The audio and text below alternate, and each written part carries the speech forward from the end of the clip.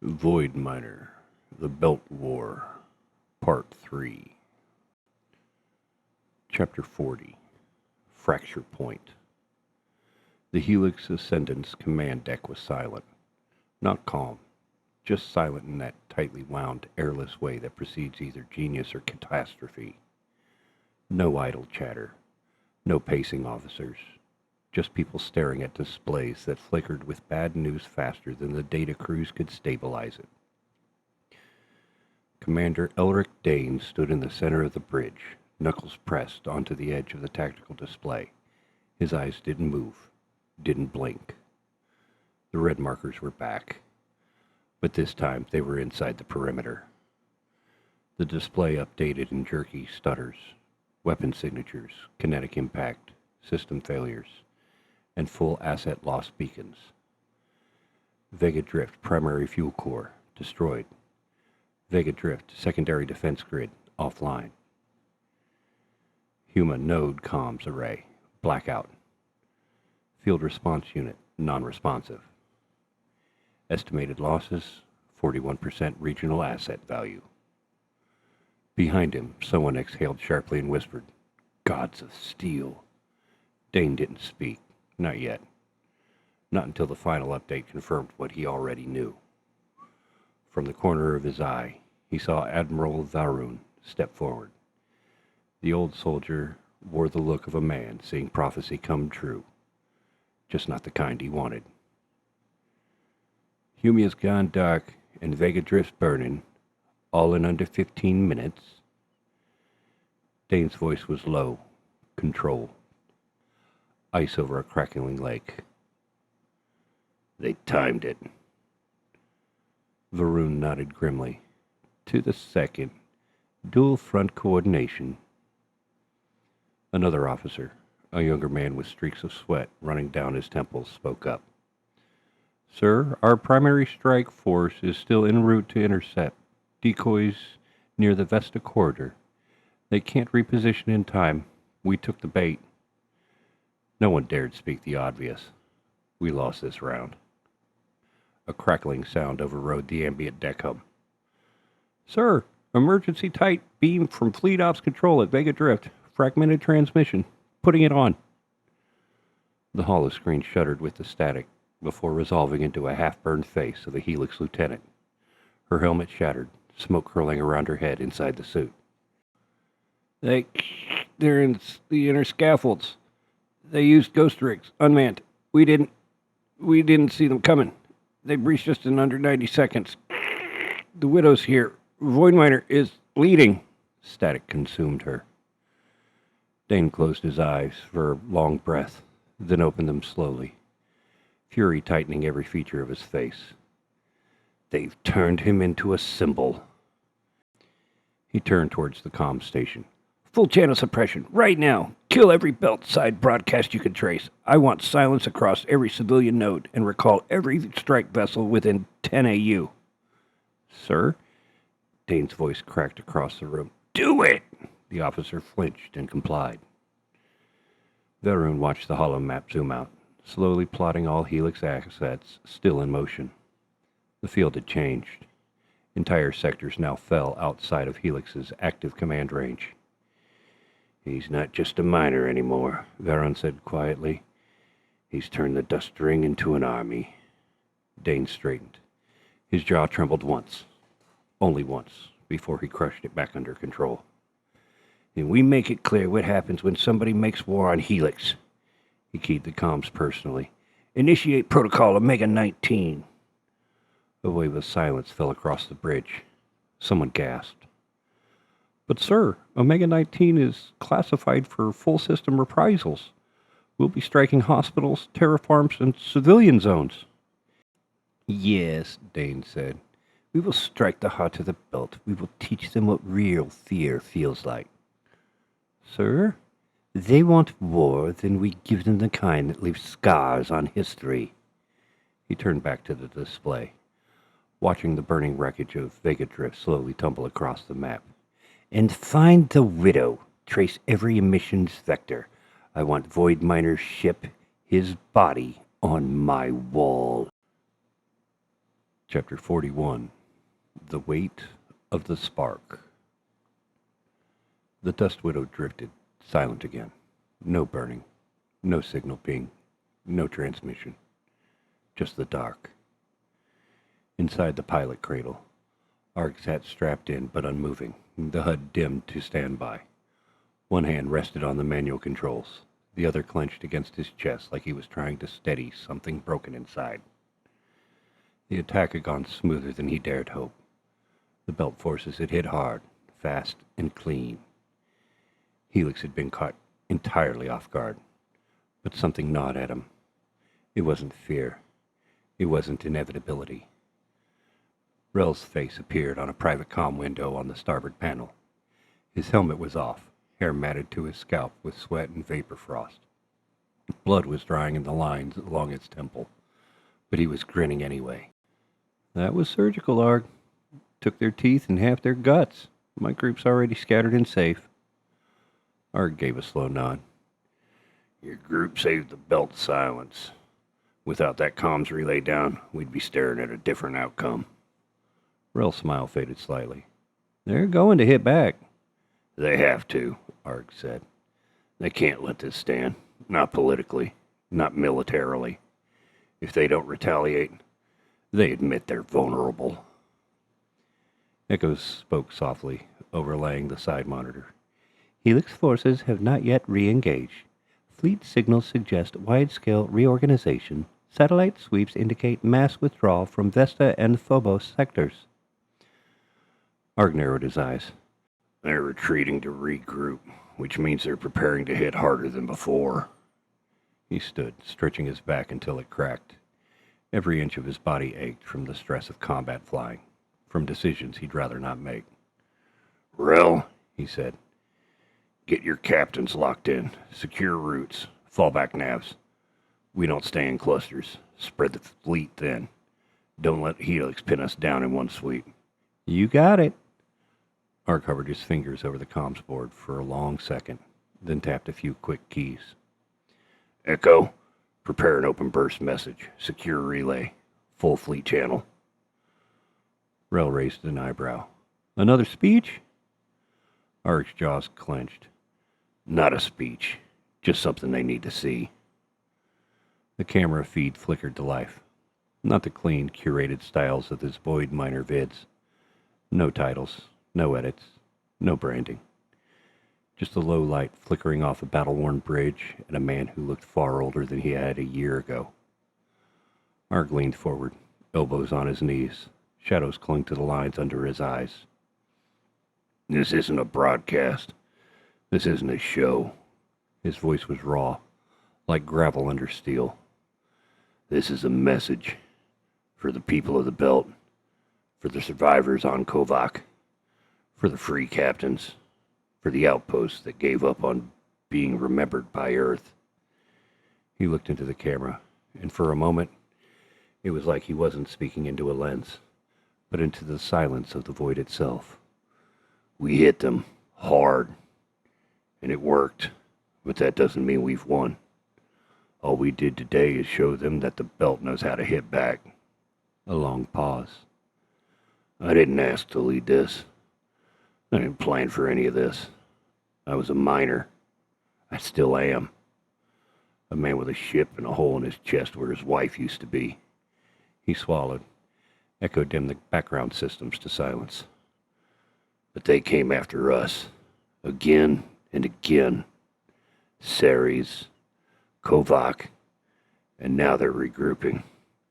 Retaliation is coming. They will hit where it hurts. Hospitals, schools, civilians. That's how they fight. That's how they've always fought. He leaned in.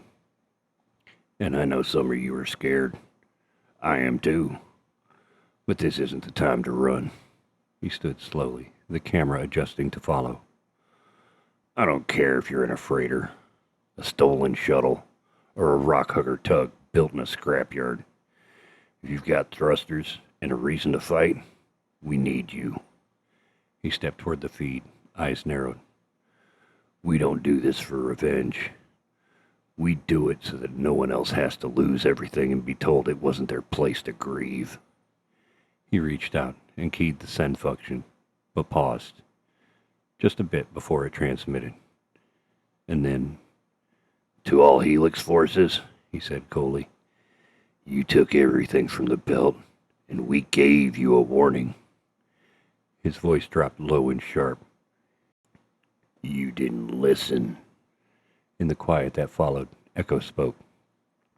"Message distributed to all belt-registered receivers. Over 60% already acknowledging signal receipt.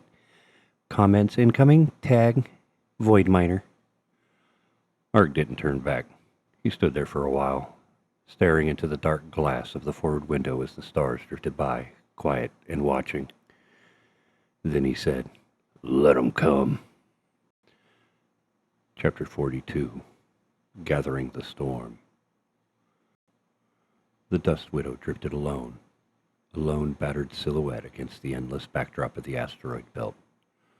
Her worn hull bore the scars of years spent scraping ore from cold rock and dodging dangers too numerous to count. Her engines were humming low, the steady heartbeat of an old warrior preparing once again for a battle. Arg sat in the pilot's chair, hands resting lightly on the control columns, but his eyes distant, staring through the thick viewport into the void. The silence of space pressed against the ship, heavy and vast. Yet inside the narrow confines of the bridge, the weight of all that was still to come felt heavier still. Only Echo, his AI companion, filled the void with quiet updates. "Rail reports, 12 new vessels have responded to the call for aid," Echo said softly. "Mostly small freighters and converted tug miners and merc captains rallying around the belt's resistance. Supply caches are being prepared at Vega Station and Shadow Point." Arg nodded, though no one could see it. "Good. Every ship counts. Every pair of hands, even if they're not aboard me." Echo's sensors pinged again. "Helix fleet movements are indicating that they are concentrating near the outer rim. Estimated engagement window, 5 to 7 days. A flicker of tension crossed Arg's face. He rubbed the bridge railing slowly, the rough metal grounding him. "We don't have much time," he muttered. His gaze drifted to a small, worn, hollow photo taped to the console, a faded picture of Terra, her smile still alive in the dim glow. The memory struck like a stone in his chest, heavy and unyielding. "You ready, Echo?" he asked quietly. "I am, Arg."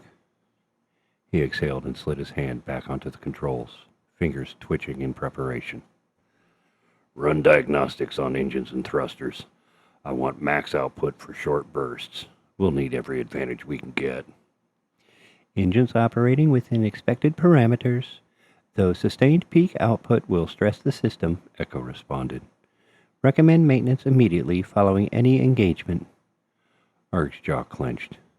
"We'll take that risk. No fallback plan." He sat back for a moment, eyes closed. The weight of solitude pressed hard. No crew to share the burden. No voices except the AI's calm presence and the distant crackle of belt transmissions. His comm console buzzed. Arg tapped the open channel, and a rough, static-laced voice broke through. "Arg, Vega Station here. Fuel and supplies are staging as we speak. The crews are gearing up. Miners with makeshift weapons, scrappers, even a few old merc captains ready to fight." Arg's lips pressed into a firm line. "Tell them we move in 24 hours. No hesitation, no second guessing." A pause, then the familiar voice of Rel crackled in from a secure channel. "All captains on standby. Fleet dispersal patterns adjusted to minimize detection. Helix patrols tightening, but they haven't caught wind of us yet." "Good," Arg replied. "We'll stay ghost until it's time to strike." He leaned forward, fingers drumming on the console. "Echo, prepare an open burst message. This isn't one for my channel. Broadcast to all registered belt vessels. Rel, you're to transmit it on every frequency you can reach. Helix needs to hear this, no mistake." The AI's voice was steady. "Message ready for review." Arg stared into the dim glow of the hollow screen. This isn't for show, he said to himself more than anyone. It's war. He typed swiftly. To all the free people of the Belt, the time has come to stand or fall together. Helix has pushed us to the edge, but we are not broken. We will fight for every station, every outpost, every inch of the void. I'm just one man with a ship, but together we are an army. Prepare yourselves. The coming days will decide the fate of the Belt. This is Voidminer. We fight, we survive, we endure. Arg paused, fingers hovering. Then with a breath he hit send. Echo immediately began transmitting, the message bouncing from relay to relay, slicing through the darkness to reach every corner of the Belt. The console lit up with responses, coded acknowledgments, call signs, distant cheers carried over static and encrypted comms. Arg leaned back, eyes fixed on the vast emptiness beyond the viewport. The storm was gathering, and he was alone to face it. Out in the vast void scattered across the dark reaches of the Belt and beyond, the response was stirring. At Vega Station, a flurry of activity erupted in cavernous hangars and crowded docking bays. The once quiet commercial outpost had transformed into a buzzing hive of controlled chaos. Crews scrambled to retrofit rusted freighters with salvaged turrets, bolted-on bulkheads, and jury-rigged sensors arrays. Engineers wiped grime from sweat-lined faces, hurriedly patching leak conduits and patchworks of jury-rigged armor plating. Captain Lyra Vance paced the hangar floor, barking orders into her comm. Her ship, the Iron Hawk, was a retrofitted hauler with layers of scavenged plating and makeshift weapons bristling along the hull. Her crew was a blend of hardened miners, ex-mercenaries, and survivalists. People who knew what desperation felt like, but still believed they could take a stand. "We're not pirates," she said to one of her engineers, voice sharp but steady. "We're the last line between Helix and the Belt's freedom. Make every bolt count." At Shadow Point, a rocky outpost clinging to the edge of a spinning moon, another group gathered. The Silent Drakes, a ragtag fleet led by Captain Joran Vex, a wiry man with a haunted stare and a half-burned tattoo curling along his forearm, prepared for launch. His ships were smaller, fast tugs and stripped-down rigs meant for quick strikes and evasive maneuvers. "We don't have the numbers," Vex said grimly to his lieutenants, "but we've got speed, surprise, and no intention on dying quietly." In the depths of asteroid fields, among the jagged rock pillars and mineral veins, small bands of independent miners armed themselves with what they had. Laser cutters repurposed as weapons, remote drones retrofitted for combat, and explosive charges salvaged from forgotten war zones. Old freighters like the Night Owl, the Dust Runner, and the Black Cinder crawled out of orbit in shadows, their crews wary but resolute. Some had been smugglers, others traders, all now united by one purpose: survival and defiance. Messages crackled over open comms, a chorus of voices from every corner in the Belt. "We're here with you, Voidminer. Helix won't break us. Keep the fire alive for the lost ones." At every station, every mining colony, every hidden dockyard, preparations accelerated. Supplies funneled in, scrap metal reforged into armor plates, primitive missile pods patched together from junkyard parts, medical teams training volunteers to patch wounds and fight infection. The free people were building something fragile and fierce, an army made from necessity and grit. Yet for all the activity, there was no illusions. The odds were stacked. Helix had resources, firepower, and numbers. The Belt had will and cunning, and the raw determination of those who knew they had nothing left to lose. Back aboard the Dust Widow, Arg watched the growing network of Allied ships light up his tactical display. The flicker of names, call signs, and scattered fleets filled the void like stars themselves. Bright, fragile, but alive. Echo's voice was quiet but firm. "The fleet is converging on planned rally points. Logistics are stretched thin but functional. Morale indicators remain high despite imminent threat." Arg's jaw tightened. Good. Keep monitoring. Relay any threats immediately. We hold nothing back. He exhaled, staring out into the deep darkness, knowing every moment brought them closer to confrontation. The tide was rising. The free people were gathering. And soon the belt would burn for their freedom. Arg leaned back in the pilot's chair, the worn leather creaking under his weight. His eyes traced the shifting shadows cast by jagged asteroids drifting slowly past the viewport. Each rock was a monument of the belt's harsh reality, unforgiving, silent, and eternal. It reminded him of himself, weathered, isolated, but stubbornly enduring. The vast emptiness of space pressed against the hull, cold and indifferent, yet inside the narrow confines of the Dust Widow, a quiet storm raged.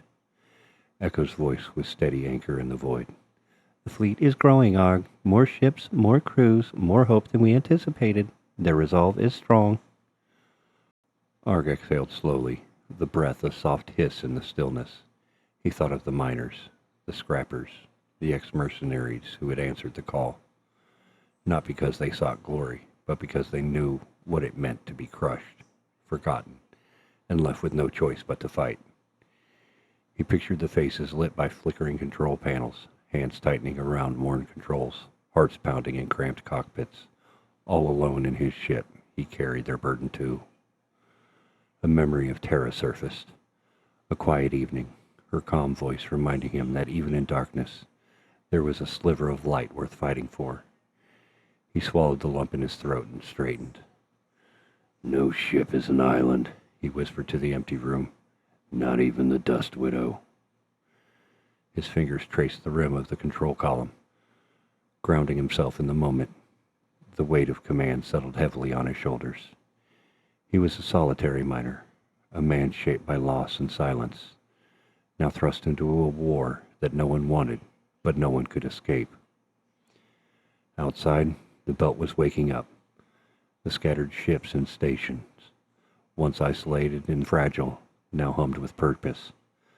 The free people were gathering, stitching together an army from the broken remnants of their lives. Arg's gaze hardened. Whatever the cost, whatever the pain ahead, he would meet it head on. Because there was no turning back. The Dust Widow thrummed softly beneath him, a battered and stubborn heartbeat ready to run the line again. And so was he. Chapter 43. Alone in the Eye. The Dust Widow's narrow corridors echoed with soft sounds of maintenance. Wrenches clicking, tools sliding into place, the hiss of a welding torch sparking against the cracked hull plating. Arg moved with practiced efficiency, each stop deliberate. Years alone had taught him every inch of this ship, every fault and failing, every patch that held back the void. He pulled on a worn pair of gloves and knelt beside the portside thruster, inspecting the heat-stained nozzles. The engines had been upgraded since last run, but they still needed careful tending. Fuel lines checked, coolant circuits flushed, microfractures sealed. One mistake out here meant death, and the Dust Widow had no room for error. Hull integrity stable at 94%, Echo reported softly, voice like a distant calm. Minor fractures remain, but repairs holding. Arg wiped a bead of sweat from his brow and adjusted a coolant valve. He hated depending on Echo's digital voice, but she was the only companion left, a far cry from the laughter Terra once brought to the quiet moments, but necessary.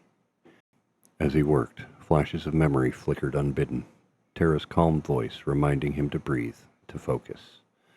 The way she could read a system's fault with a single glance, the spaces between stars where the silence felt like a friend, not a prison. A soft chime brought him back. Incoming comm from Rel, Echo said. Arg straightened, his hands lingering briefly on the tools. Go ahead. Fleet positions are solidifying, Rel's voice crackled through the comm. Supply runs are complete. Captains are ready and awaiting your orders. Arg stared at the viewport, the endless dark dotted by distant stars and the faint glint of distant ships converging. This was no longer just a fight.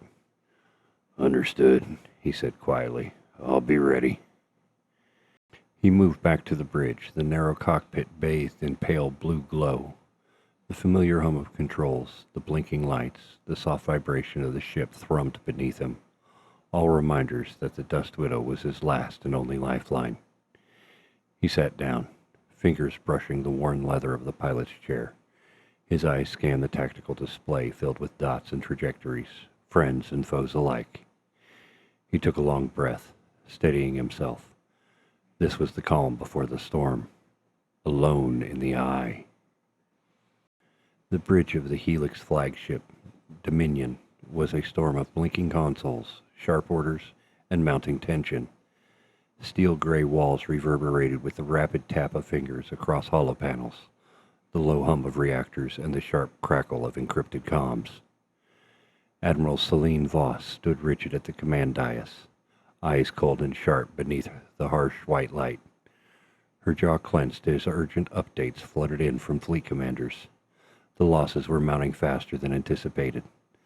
The Belt insurgents were hitting hard and fast, striking supply lines, crippling communication nodes, and tearing through Helix controls like a scavenger swarm.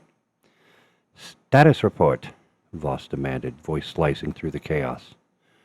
Commander Rourke, her second in command, swiveled in his chair, face pale but resolute. "Admiral, the fleet's been caught off guard. Their attacks at Kovac and the fuel depots hit critical systems before we come out of full defense. Casualties are rising. Our reinforcements from the outer rim are delayed due to supply chain disruptions." Voss slammed her fist onto the railing, steel echoing through the chamber. This insurgent, Arsten. He's more than a nuisance. He's the spark we feared. We must crush this rebellion before it spreads further. Mobilize every available ship. Blockades tighten. No one gets in or out without Helix approval. A young tactical officer's voice trembled through the comm. "Admiral, reports just came in. Free minor vessels are rallying. They're converging fast, adapting to our tactics." Rail's broadcast has stirred a hornet's nest. The Belt isn't just surviving, they're fighting back. Voss's eyes narrowed. "Then we give them a storm they won't survive."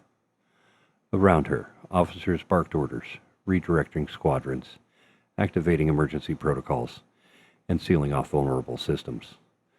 The bridge was a hive of controlled panic, the desperate push of a once dominant power fighting to hold its grip. "Prepare the fleet for multi-pronged counteroffensive," Voss commanded. "Hit their leaders hard, target their supply lines and rallying points. No mercy." As the ship's weapons hummed to readiness, Voss allowed herself a smile. "The Belt may have lit the fuse," she said quietly, "but we will be the ones to burn them out." Inside the viewport, the stars awaited, silent witnesses to a war already raging in the shadows. The faint echo of Helix's tightening grip filtered through Arg's comm feed, a cold reminder of the storm brewing just beyond the edges of the Belt. He sat quietly in the pilot's chair, the dim glow of the cockpit consoles casting long shadows across his worn features. Echo's voice broke the silence. "Helix forces are mobilizing rapidly, Arg. Their response is aggressive, but scattered. Their command structure shows sign of strain." Arg closed his eyes for a moment, breathing deeply. The weight of leadership settled heavily on his shoulders, not just for himself, but for every lone pilot, miner, and smuggler who had rallied behind his call. He opened his eyes and studied the tactical display, dots representing Allied ships clustered in shifting formations, preparing to move. The Dust Widow was alone, but far from isolated. "Echo," he said, voice steady but tinged with fatigue. "Run diagnostics on the weapons systems one last time. I want everything primed for rapid engagement." "Understood," Echo responded smoothly. "All systems nominal, weapons calibrated and ready." Arg reached out and rubbed his jaw, the stiffness reminding him of long hours spent in cramped quarters. He thought of Tara, the calm she brought, the strength she'd never know he still relied on. A quiet whisper of her voice seemed to ripple through the cockpit. "You've got this." He shook his head slightly, grounding himself. No room for ghosts now. Only the fight ahead. Outside, the void stretched endless and cold, but inside the Dust Widow, a fierce flame burned. Arg was ready. As Arg settled into his pilot's chair, the Dust Widow's systems humming steadily beneath him, the comm channel crackled with quiet activity. The Allied fleet was stirring to life, a scattered yet determined force coalescing in the cold depths of the belt. Across the void, on the bridge of the freighter-turned warship Ironclad, Captain Mara Voss stood rigid, eyes sharp and scanning the holographic tactical displays. Around her, crew members hustled, securing weapons bays, running final diagnostics, and exchanging terse words of encouragement. "This is it," Mara said, voice low but resolute. "We're not just miners or smugglers anymore. We're fighters. Every one of us owes it to the belt to hold the line." Her first officer nodded, fingers flying across the console. "Fleet formation is solidifying. Communication stable. Weapons ready."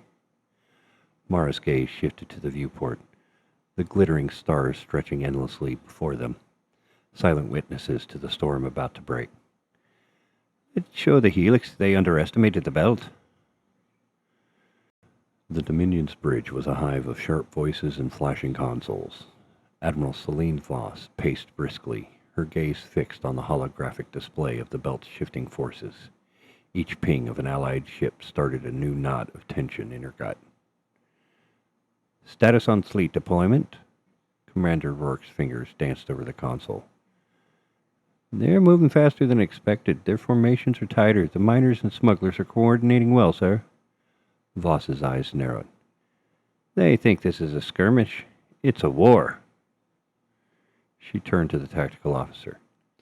"Prepare the counteroffensive. Split our forces. Target their supply hubs and key vessels. No hesitation."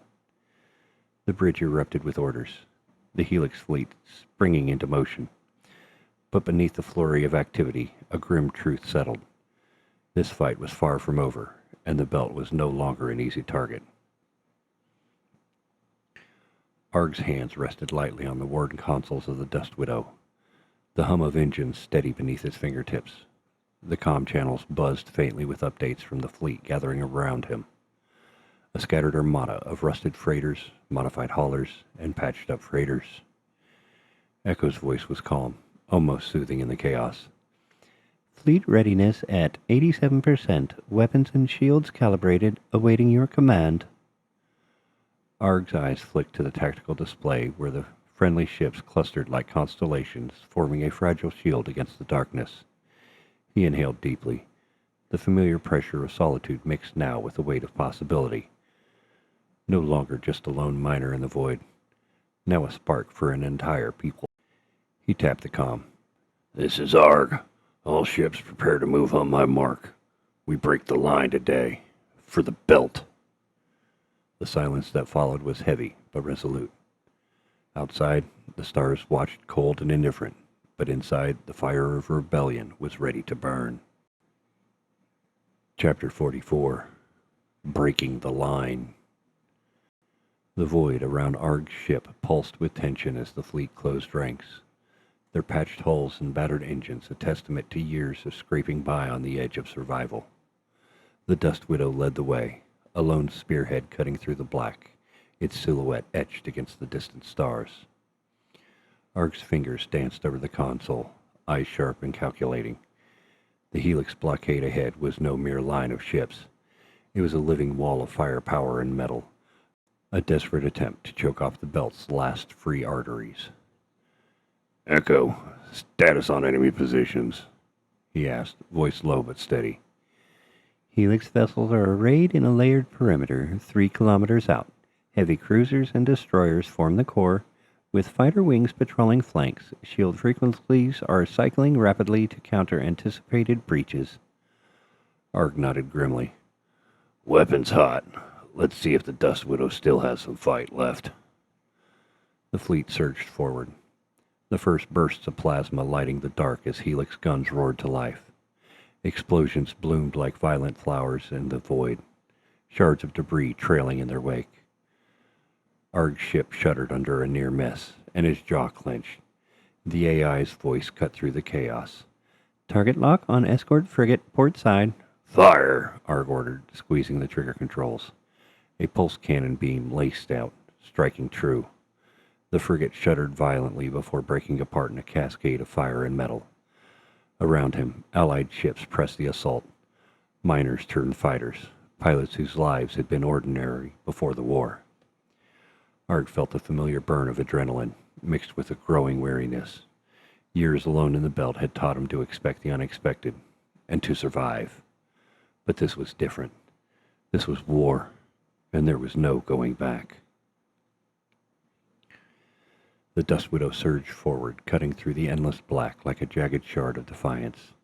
Around Arg, the ragged fleet closed in, a motley collection of battered freighters and patched-up fighters, their engines burning hot with desperation and resolve.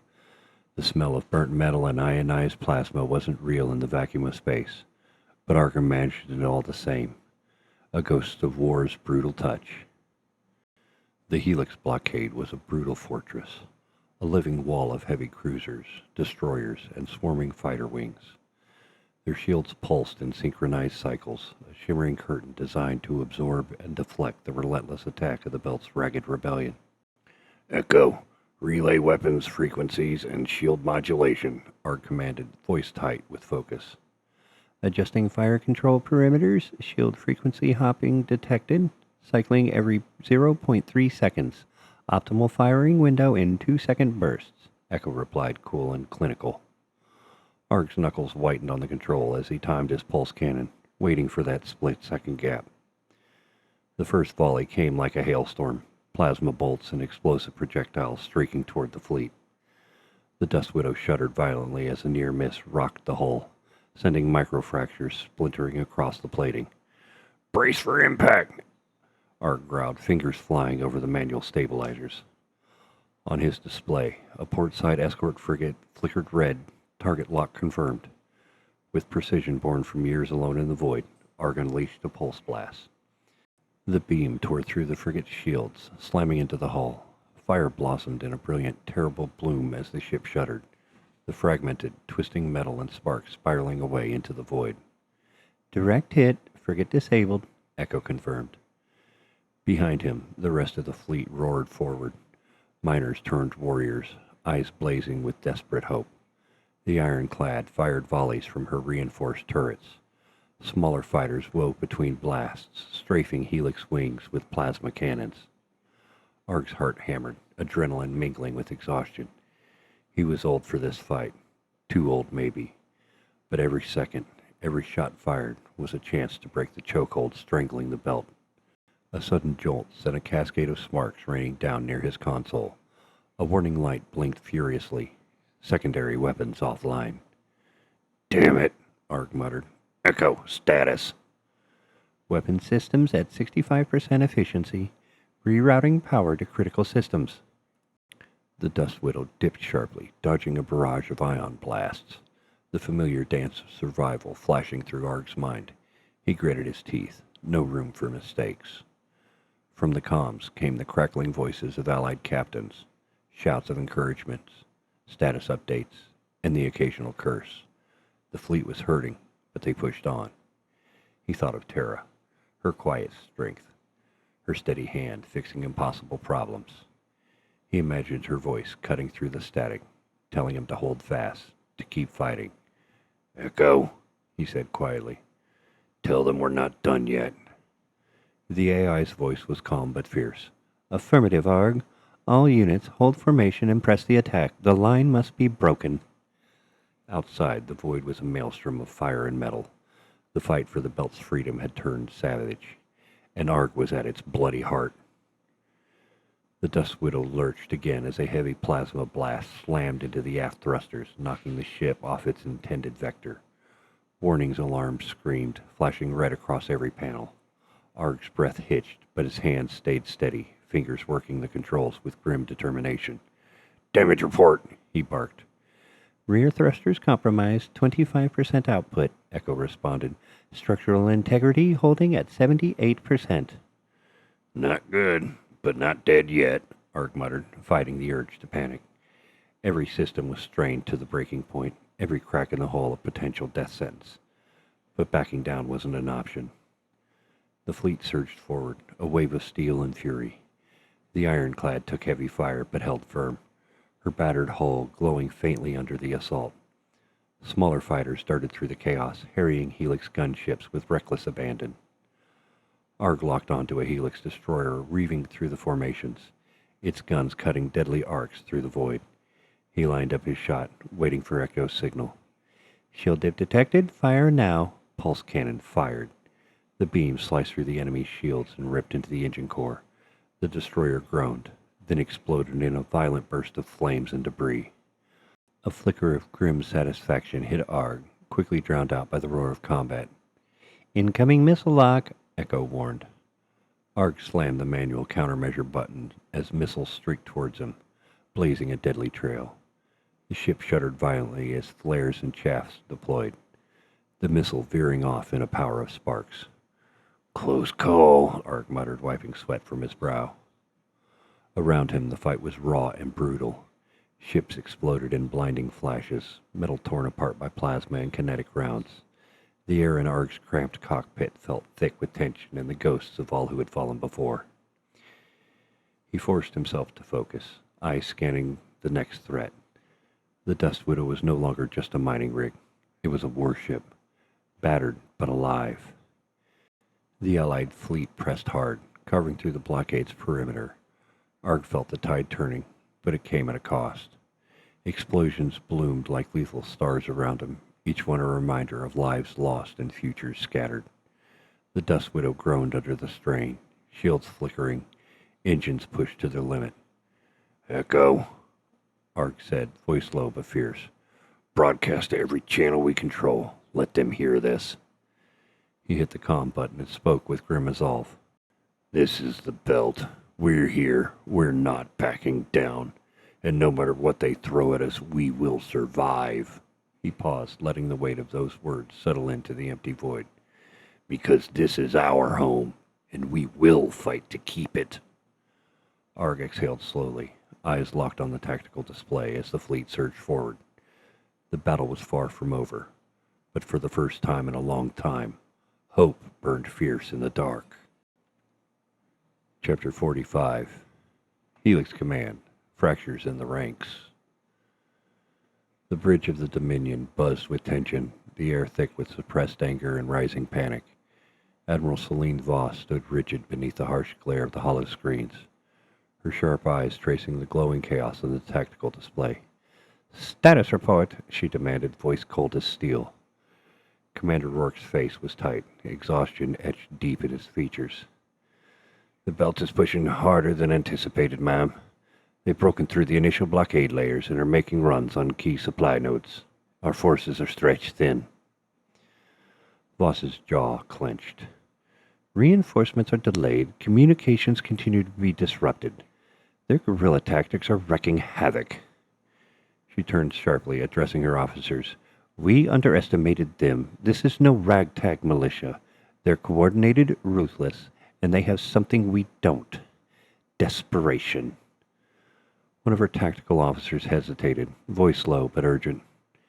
Admiral, morale is slipping. There's talk of mutiny among some captains who question the leadership and the strategy. Voss's glare hardened. Discipline will be enforced. Failure is not an option. As orders cascaded through the bridge, the Dominion and the remaining Helix fleet scrambled to regroup, their cohesion fracturing under the pressure. Outside the viewport, the cold stars watched silently, indifferent to the collapse unfolding beneath the light. Chapter 46. Lone Reckoning. The silence inside the Dust Widow was a fragile thing, shattered only by the quiet hum of engines and the soft voice of Echo running systems checks. Arg sat motionless in his pilot's chair, eyes fixed on the stars screaming past the viewport. The war had already taken so much. Ships, friends, freedom. But out here, alone in the vastness of space, the weight of it all pressed heavy. He thought about the fleet rallying behind him, the ragged pilots, the miners turned fighters, the outlaws united by a single purpose. Each one was a thread woven into the fragile tapestry of the belt's resistance. Echo's voice pulled him from his reverie. Commander, fleet updates indicate preparations for the next offensive. Ammunition reserves at optimal levels. Engines ready for extended engagement. Arg nodded slowly. Good. We're not done yet. Not by a long shot. His thoughts flickered to Terra, to the peace he once sought in solitude. That peace was gone now, replaced by fire and steel, and the hard truth that survival demanded more than silence. He gripped the control sticks tighter. This fight, it's bigger than me. It's bigger than any of us. He leaned forward, speaking into the ship's comms with a quiet ferocity. We didn't get to choose this war, but we do get to decide how we fight it. The Dust Widow's engines thrummed louder as Arg prepared to lead the next charge. Alone, yes, but never without the fire of the belt behind him. The hum of the Dust Widow's engines faded into the background as Arg closed his eyes, letting the memories wash over him like waves against a rocky shore. The silence of space felt heavier in this moment, as if the void itself was holding its breath. He remembered Earth, the crowded, noisy, chaotic world he had left behind, and at the heart of it all, Terra. She wasn't just a memory. She was a presence that shaped every choice he'd made since she was gone. He saw her clearly, the quiet strength in her eyes, the gentle way she moved through their small apartment, the way she could fix a broken system with a few deft taps on her console. He heard her laughter echoing through the halls, a sound so pure it seemed impossible to forget. One afternoon, years ago, they had sat side by side on a balcony overlooking the city. Terra had been running diagnostics on her tablet, brow furrowed in concentration. Arg had watched her quietly, the weight of fading sunlight caught the edges of her hair. You're too hard on yourself, she said softly without looking up. You carry more than your share, and you don't always have to. Arg had scoffed, a humorless sound. What choice do I have? Out here, it's all or nothing. She turned to him then, eyes steady and unwavering. Even in the void, you don't have to carry it alone. The weight of those words pressed down on him now. He remembered the day the doctors told them that there was no hope. The way Terra's calm shattered into 1,000 fragile pieces. The silence that followed her death. The silence that drove him to the belt, to the Dust Widow, to the endless solitude. But solitude wasn't peace. It was exile. And now, war. Arg opened his eyes, the cold blue of the cockpit lights harsh against his skin. Echo's soft voice cut through the stillness. Commander, we're approaching the rendezvous point. Fleet is awaiting orders. He nodded, pushing the memories aside but carrying them close like a shield forged from loss. This fight isn't just for me, he murmured, fingers tightening on the controls. It's for her, for all of us. Chapter 47. The Breach. The void around the Dust Widow churned with fire and fury. Arg's eyes locked onto the tactical display, the blips and markers painting a chaotic battlefield where every second counted. The blockade wasn't just a line of ships anymore. It was a gauntlet, a living, breathing wall of metal and death. Echo, status on fleet positioning. Arg's voice was steady, but every muscle in his body screamed tension. The fleet is holding formation. 2 strike groups are in position to engage the eastern and western sectors of the blockade. Helix forces are concentrated near the central node. Heavy cruisers and multiple fighter wings. Arg swallowed hard, feeling the familiar weight of responsibility pressing down. This wasn't just a mining run. This was a battle for survival, and for the freedom of everyone in the belt. He ran his hand over the controls, checking weapons systems, shield strength, engine output. The Dust Widow wasn't a warship, but she was all he had, and she was damn good at surviving the impossible. Prepare for breach, he said, voice low but fierce. This is where we break their line. Outside, the first plasma bolt screamed past the viewport, lighting the darkness with deadly precision. Arg's grip tightened as he piloted through the hailstorm, every move a calculated risk. The fleet surged forward, and with a final deep breath, Arg pushed the Dust Widow into the fray, headlong into the storm.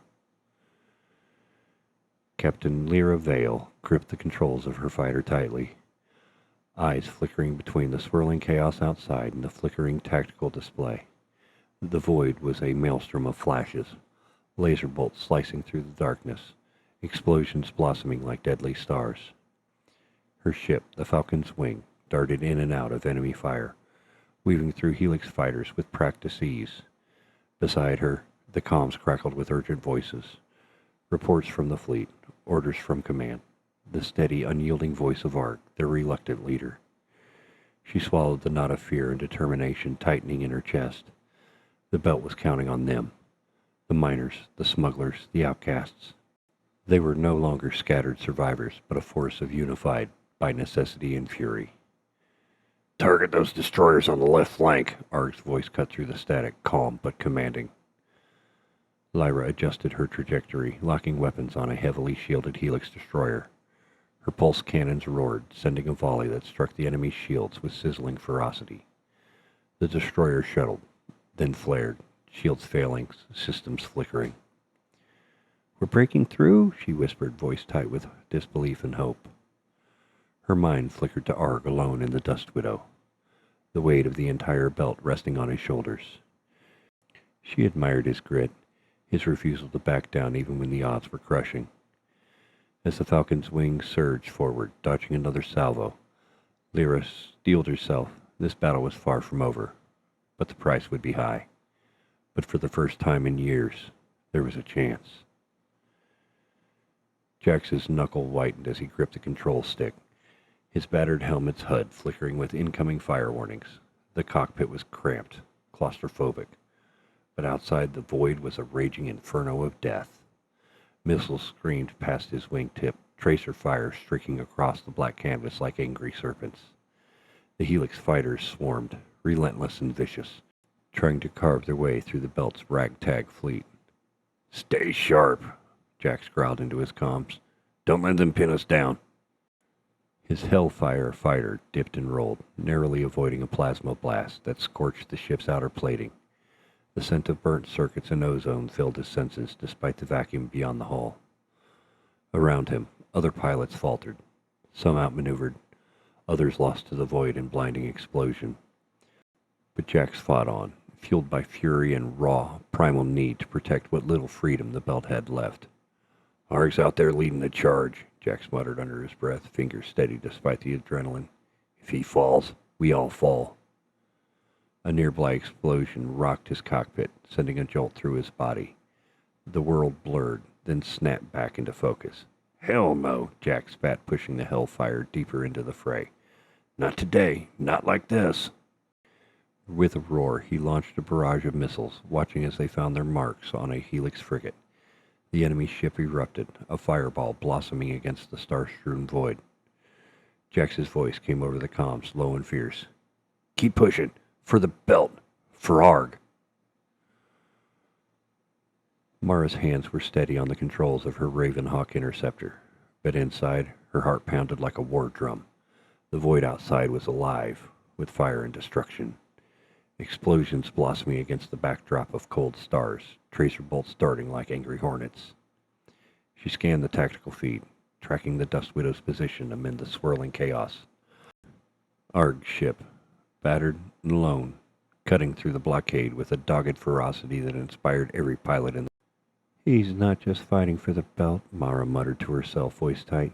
"He's fighting for all of us, for every soul who's lost a piece of themselves out here." Her comm crackled, and she caught the voices of scattered fleet rallying around Arg's lead. It was more than strategy. It was a lifeline. Mara weaved her ship between incoming fire, dodging plasma blasts that sizzled close enough to singe the hull. Her mind flashed to her own reason for fighting. Family lost, freedom stolen, future stolen by Helix greed.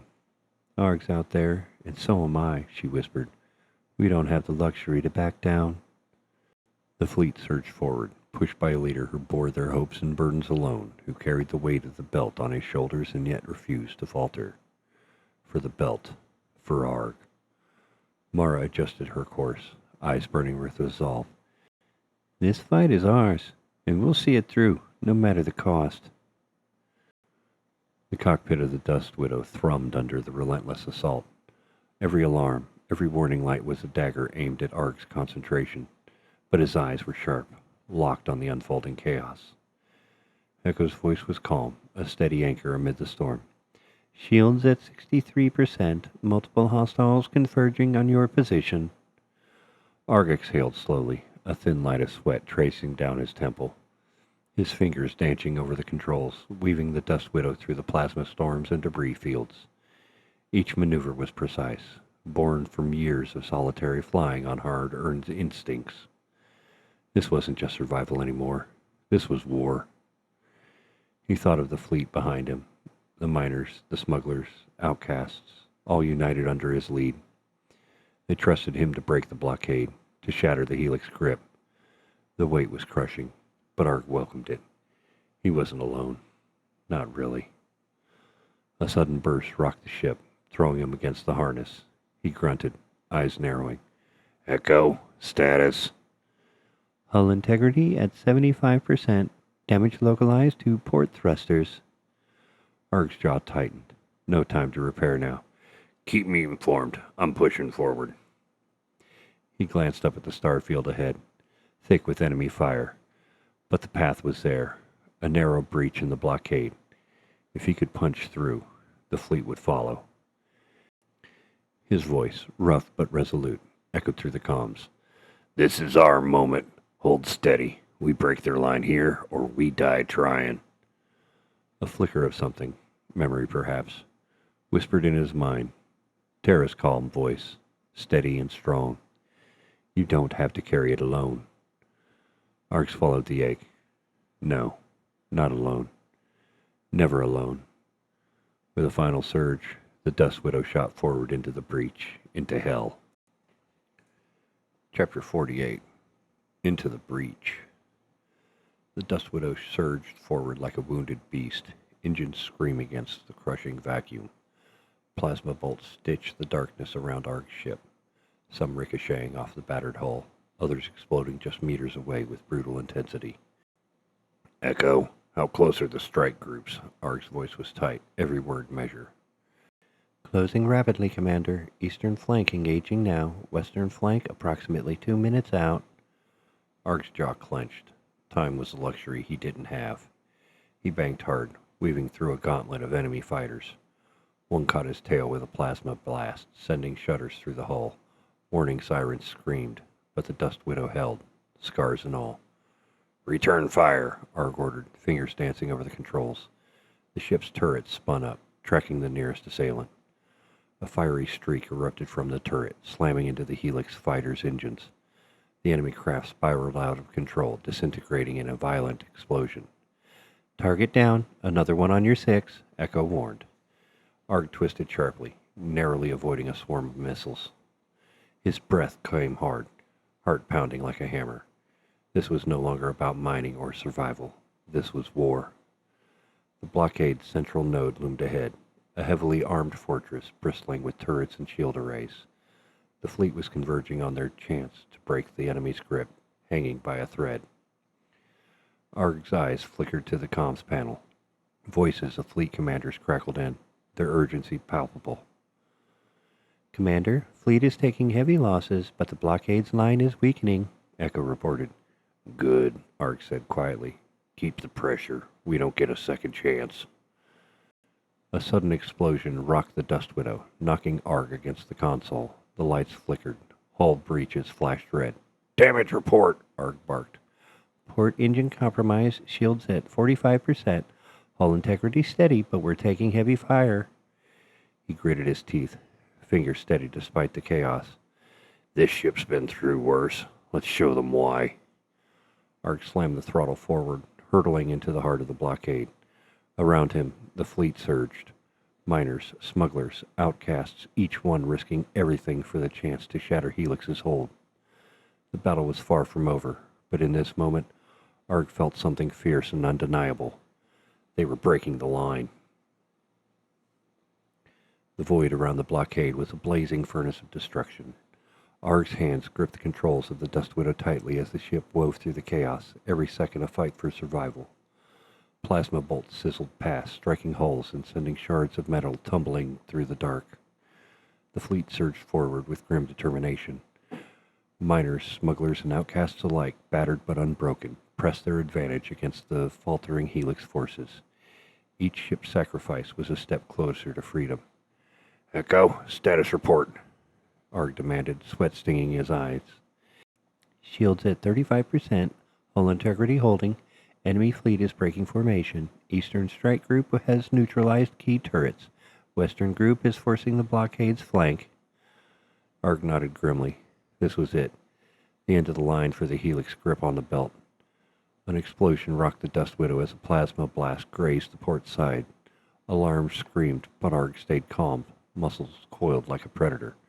"Divert all power to shields and weapons. We're pushing through." The Dust Widow's turrets roared, hammering a Helix frigate that had tried to cut off their escape route. The enemy ship erupted in fire and debris. "Rel to Arg," came the strained voice over comms. "Helix is retreating. They're pulling back to regroup, but their fleet is shattered." Arg allowed himself a brief breath, but the battle wasn't over yet. "Keep pressure. We don't let them recover," he ordered. The Dust Widow pushed deeper into the void, dodging last-ditch attacks as the blockade crumbled. "This is it, Echo," Arg said quietly, voice rough with exhaustion. "We break their line and this war ends."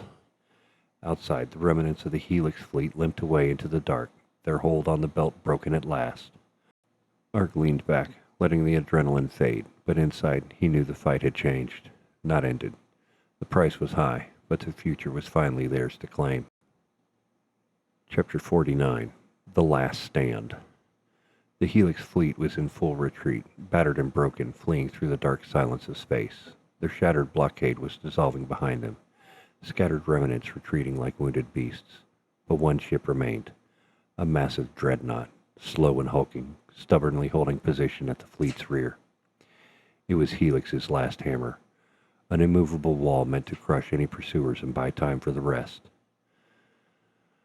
Mara's eyes burned behind her visor as she piloted the nimble Ravenhawk toward the lumbering Dreadnought. "It's slower than the rest," she said into the comms, voice tight with focus. "Trying to cover the fleet's retreat. We can't let it pick us off from behind." Her fingers dancing over the controls, weaving the fighter through a storm of debris and plasma fire. "Target their reactor core," she ordered nearby pilots. "We hit that, we end this tonight." Her pulse cannon spat fire, precision bolts tearing into exposed plating, lighting up the Dreadnought's armor with sparks and cracks. Jack snarled quietly as the hellfire shuddered under a near-miss blast. "This thing's a fortress," he said, voice low but fear. "Their last line, their final defense." He launched a volley of heavy missiles aimed at the Dreadnought's aft turrets, watching them detonate in bursts of fire. "Support Mara. Keep their weapons busy so she can get those shots in." Jack spun his ship through a hailstorm of fire, every evasive maneuver carved from years of the belt's worst fights. Lyra's fighter sliced through the smoky battlefield, eye scanning for weak points. "The fleet's gone," she said grimly, voice steady as steel. "This Dreadnought is it. If it holds, Helix can regroup. If it falls, this war ends here." She adjusted her thrusters and focused her plasma cannons on the ship's main gun turret, firing steady streams of energy. "That turret's their heartbeat. Drop it and we silence their roar." Tobin's bulky ironclad lumbered forward, dragging heavy fire. "Port side armor looks thin near the engine vent," he reported. "If we could breach that, it might trigger a chain reaction." His ship's heavy artillery thundered, shell after shell pounding the Dreadnought's hull. "We keep the pressure until they break." Arg fought fatigue. Every muscle screamed as he piloted the Dust Widow towards the beast. The AI, Echo, hummed calmly beside him. "Echo, run diagnostics. Focus all weapons on the Dreadnought's exposed sectors." "Shields weakened to 40% and falling. Weapons systems primed." Arg's fingers clenched the controls as plasma turrets and missile launchers fired in deadly rhythm. His breath caught as the Dreadnought unleashed a brutal barrage. Missiles streaked past. Plasma bolts slammed into the hull. The Dust Widow shuddered violently, but held. The Dreadnought groaned under the relentless assault. sparks and smoke billowing from shattered turrets and crumpled armor. Helix's last line fought with desperate fury, turrets pivoting, missile launchers spitting fire, trying to halt the swarm. But the Belt fleet pressed in, relentless and unyielding. Mara's pulse cannons tore through the missile battery. Jax's missiles ripped apart the aft turrets. Lyra's plasma burst disabled a main gun turret. Tovin's artillery cracked the engine vent, thin armor finally giving way. The Dreadnought convulsed as its reactor core ignited in a catastrophic cascade. A blinding explosion blossomed against the star-speckled void, ripping the beast apart in a spray of molten metal and fire. The fleet was silent for a heartbeat, watching the inferno fade. The blockade was gone. Freedom was no longer just a dream. Arg exhaled, voice low but resolute over the comm. The blockade shattered. Helix grip is broken. Around him, pilots began to rally, battered ships limping together in a fragile but victorious formation. Chapter 50. After the Fire. The Dreadnought's burning carcass drifted slowly into the void, a smoldering monument to the bitter battle that had just ended. The blackness of space swallowed the molten metal and flickering fires, leaving nothing but silence where there had been thunder. Arg sat in the cockpit of the Dust Widow, muscles aching, sweat cooling on his skin, eyes locked on the distant glow. The ship groaned faintly around him, battered but still holding together, like its captain. The comms buzzed with faint voices, pilots calling in. Ragged but alive. Ravenok here, Mara said, voice steady despite exhaustion.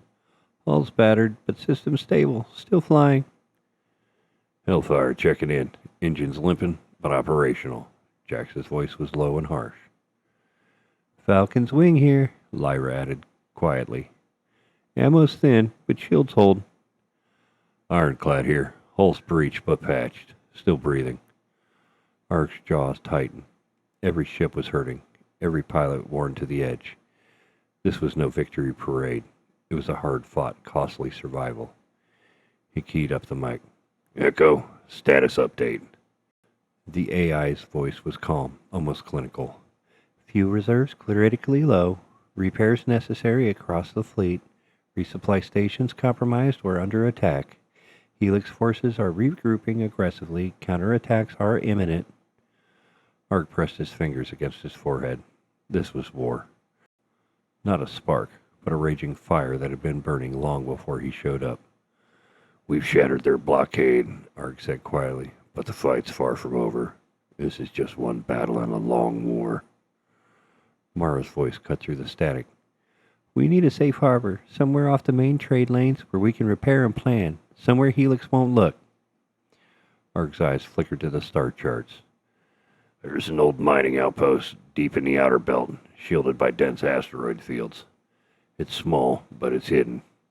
We'll make it our staging ground. A silence settled over the channel. Each pilot knew what lay ahead. More battles, more loss, more hardship, but also hope. The fleet shifted course, engines humming low and steady, limping through the debris-strewn void. Each ship bore the scars of war. Scorch marks, hull breaches, patched wounds. Ark's thoughts drifted briefly to Terra, her calm in the chaos, the silence she left behind. He knew the fight was no longer just his. It was the Belt's. The war was not beginning. It was raging. And the free people of the Belt would not surrender. The command bridge of the Helix Ascendant stank of ozone and charred electronics. Emergency lighting bathed the control consoles in a dim red glow. Several crew stations were vacant. Operators either dead, medevaced, or reassigned. The silence was oppressive, the kind of silence that followed catastrophe. Commander Albrecht stood at the center of it all, motionless, eyes locked on the tactical projection flickering before him. The image repeated again and again. The final moments of the Dreadnought vigilance, as it split apart under concentrated fire from Belt forces. He said nothing. No one dared speak. Rear Admiral Vorin paced nearby, stiff-backed, his uniform scorched at the sleeve. We should have pulled the vigilance sooner, Warren muttered. That ship was never designed to stall an entire fleet. It was a failsafe, not a shield. Ulrich didn't look at him. It wasn't meant to stall, he said finally. It was meant to remind them that we could not be touched. The words were hollow. Everyone knew it. The belt hadn't just touched Helix. They bled it. The junior comms officer approached with visible hesitation, datapad trembling slightly in her hands. Sir? Intercepted footage. It's already spreading. We traced the source, an open wideband, bouncing off 6 relay buoys and a dozen civilian streams. She placed the pad on the tactical table and pressed play. Arg appeared on the screen, lit by the stark, grim glow of his cockpit. His expression was drawn, not triumphant, but resolute. The background flickered with damage warnings and sensor feed, evidence of a ship that had survived the storm. This isn't a message, Arg began, his voice low, crackling with static. It's a reminder. You built your empire on fear, on silence, on control. But the people of the belt, we don't answer to you anymore. He leaned slightly forward, eyes burning straight into the lens. You tried to bury us. You tried to break us. And now you're watching everything fall apart because one man didn't turn back. A pause. Arg's jaw tightened. His voice hardened. You're losing this war, not because we outgun you, but because we've stopped running. The feed cut out, screen fading to black. Voren's face tightened as the final image lingered. He's turning himself into a martyr. No, Ulrich murmured. Worse. A symbol. He turned away from the viewport and towards his command staff. We're not losing this war. Not yet. But we will if we keep letting him speak unchecked. Track the signal origins. Integrate every known associate. I want that man silenced before his words dig deeper into our reach. The outpost didn't have a name. Just a string of numbers in a long, dead mining registry, buried in a forgotten pocket of the belt. It hadn't seen habitation in decades. Its rotating ring barely functioned. Most of the lights were dark, but it was quiet, shielded, invisible behind drifting fields of rock and frozen ore. And for now, it was safe. Arg eased the Dust Widow into one of the fractured landing arms. The mechanical clamp shuddered, then locked with a groan. The docking ring's artificial gravity barely held, enough to feel the tug, but not enough to be stable.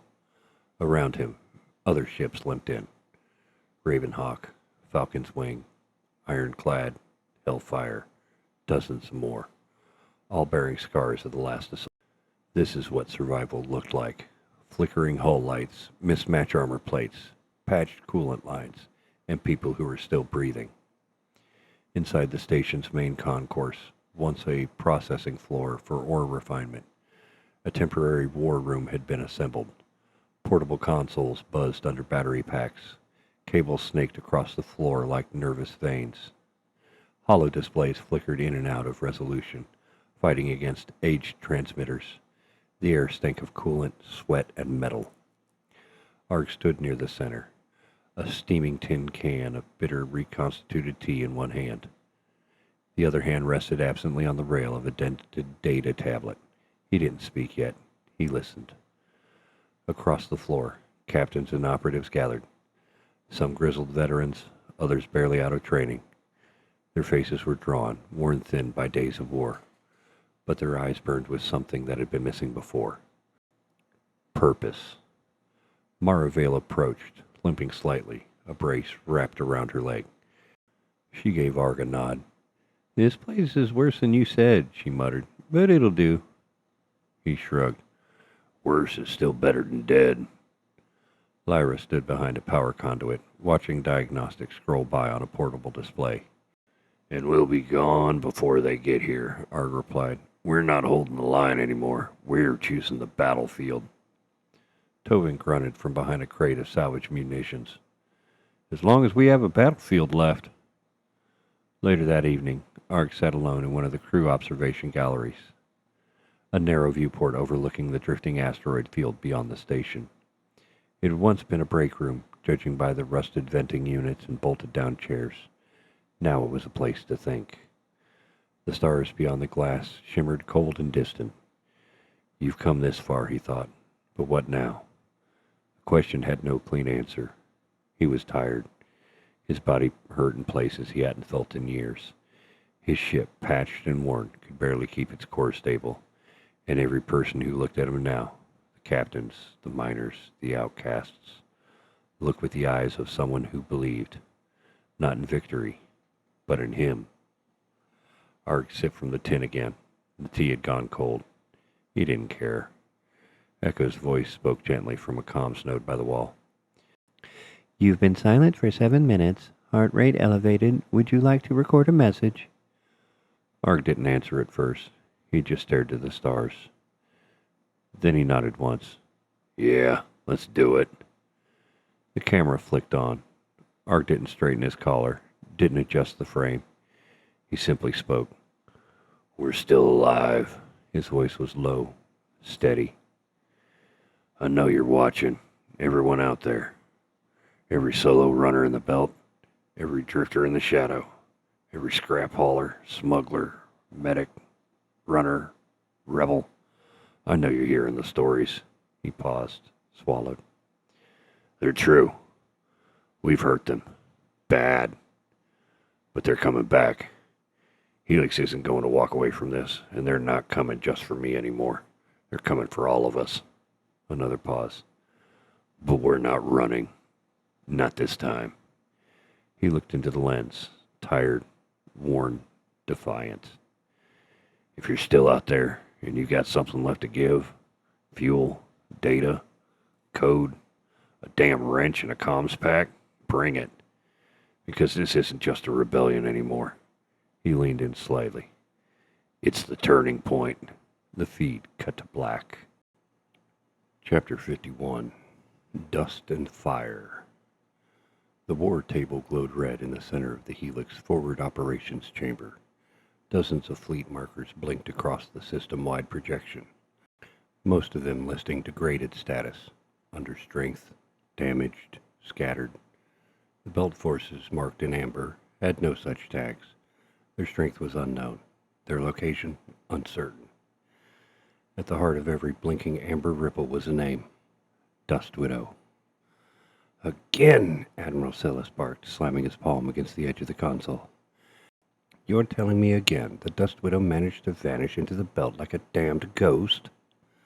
Commander Albrecht stood at the far end of the room, arms crossed, unreadable. Celius didn't stop. How many dreadnoughts? How many cruisers? How many officers have we thrown at that hauler? That one ship. One! And it still slips through our hands. Across the chamber, holograms flickered. Replay footage of the Belt Fleet's last strike, playing in silent loops. The moment the vigilance broke apart, the archoplasma fire lancing into its core, the scuttled Helix support lines over and over again. Rear Admiral Vorin leaned forward, gripping the edge of the display table like he might crush it in his fists. He's not a captain, he's a symbol. You kill him, he becomes a martyr. You let him live, he becomes a movement. That ship, that man is undermining our entire grip on the outer system. A younger commander stepped forward hesitantly. If I may, surveillance analysis indicates the Dust Widow hasn't had a full resupply cycle and several jumps. It's heavily damaged. Their whole fleet is operating on scraps. So are we, Celia snapped. We still control Mars, another admiral reminded, as if geography would save them. We still control Titan, Europa. Their fleets are scattered. No dry docks, no orbital yards. None of that matters, Albrecht finally said, his voice calm but cutting. What we control on paper means nothing if our soldiers are afraid to fight. If we lose space superiority in the belt, we lose the corridor. Lose the corridor and we lose the outer loop. And from there? He turned slowly toward them, gaze cold. We lose everything. A silence followed. Celius paced away from the display and turned sharply. Then we hit them. All of them. No more surgical strikes. No more precision. We break the belt open and burn them out of their holes. We've been playing chess while they've been gutting us with crowbars. Voren muttered. We've already tried full-scale engagements. That's what cost us vigilance. I said no more holding back, Silius roared. Ulbrich raised a hand. Enough! The room froze. He stepped forward, placing a data core on the table. It blinked to life, showing raw footage pulled from the intercepted belt broadcasts. Arg's face filled the screen, gritty, blood-stained, sleepless. His voice was measured, but fierce. If you're still out there, and you've got something left to give, fuel, data, code, a damn wrench and a comms pack, bring it. This isn't just a rebellion anymore. This is the turning point. The room watched in silence. Ulbrich shut it off. Then he said, without looking up, The belt believes in him. Even the ones who've never met him, they believe because he survives, because we fail. Cilia spat. Then let's fix that. Voren folded his arms. We have one shot, one final assault. Pin them down, isolate the Dust Widow, cut the head off this thing and kill the story with it. Albrecht nodded. Exactly. We drive every fleet we have left into the belt. No corridors, no fallback, no mercy. He tapped a control on the war table, dragging a path across several asteroid regions. Intercept them before they can regroup. Destroy their staging outpost. Turn their temporary victories into final graves. He looked up. I want the Dust Widow pulled apart piece by piece. No one spoke again. They didn't need to. The final offensive had begun. Arg stood at the center of the old processing floor, shoulders squared, jaw locked in that stubborn tension his spine now lived in. The outpost was falling apart around them, walls patched with quick weld, exposed wiring running like veins through the rafters, the flicker of backup lights casting long shadows across scorched bulkheads. It had been a mining station once, long ago. Now it was a bunker, a hideout, a last stand. Generators hummed in the background, and from the far end of the room came the steady murmur of captains huddled around a cracked holotable. Dozens of them, each rough in their own way. Scarred, sleepless, hungry, but alive. Commanders from smuggler rigs, medical runners, converted ore haulers. Nobody wore dress uniforms. Everybody wore armor with patched jobs and plasma burns. Their burn vectors are converging, Lyra said, half shouting over the hum of the war room. She stood beside a flickering display, her face pale in the light. 2 dreadnoughts, 3 heavy cruisers, gunboat escorts. We've confirmed the Helix rerouted half of their Titan defense fleet to the belt. How long? Arg asked. 20 hours, maybe less. Any deviations? Plenty. They're scattering probes and drone lures, trying to keep us guessing, but the core ships are committed. They're coming here. Tovin grunted and shifted his weight from one foot to the other. So what? We let them come to us? Let them burn us down? We don't wait, Rel said, stepping in, voice firm. His coat was open, hands streaked with grease. He hadn't slept in days. None of them had. We scatter before they arrive. Multiple hits. No central target. Maravale leaned over the table, pointing at a cluster of amber markers. We fracture. Give 5 jumps. We hit their incoming supply lines, fuel carriers, coordination buoys, comms reporters. Hit the legs before they plant their feet. More than that, Arg said quietly, eyes focused on the holomap. We make them chase ghosts. We make them bleed in the dark. A pause followed. Even through the chaos, the exhaustion, the unspoken dread, the captain stilled when he spoke. Lyra adjusted her display. We'll have to split our forces. 10 ships at most per prong. Rel nodded. And we make every ship count. Arg's fingers traced the edge of the table, feeling the heat of tension under the metal. One more blow. One final storm. He could feel it in his bones. Rel, he said. Fleet-wide comms. Open channel. The room stilled. Rel tapped a worn control unit, a soft beep, then silence. Dozens of faces began appearing across the chamber's tall display. Captains from around the system. Dust-blown engineers in oxygen-scratched cockpits, old smugglers, leaning on worn consoles, young faces wrapped in jump harnesses, hands on half-dead helm controls. Ship names flared to life in ragged banners. Greyhammer, Kestrel's Mercy, 81 Vega, Red Flag Echo, Hellfire. The Dust Widow shimmered in the center, battered and proud. Arg stepped in front of the feed. He didn't prepare a speech. There wasn't time. There wasn't need. "I won't waste your time," he said, voice low but steady. "You already know what this is." He let the silence settle around the words. He looked into the camera, not to posture, not to perform, but to see them. "Helix is coming. We've hurt them, shamed them, showed them that they can bleed.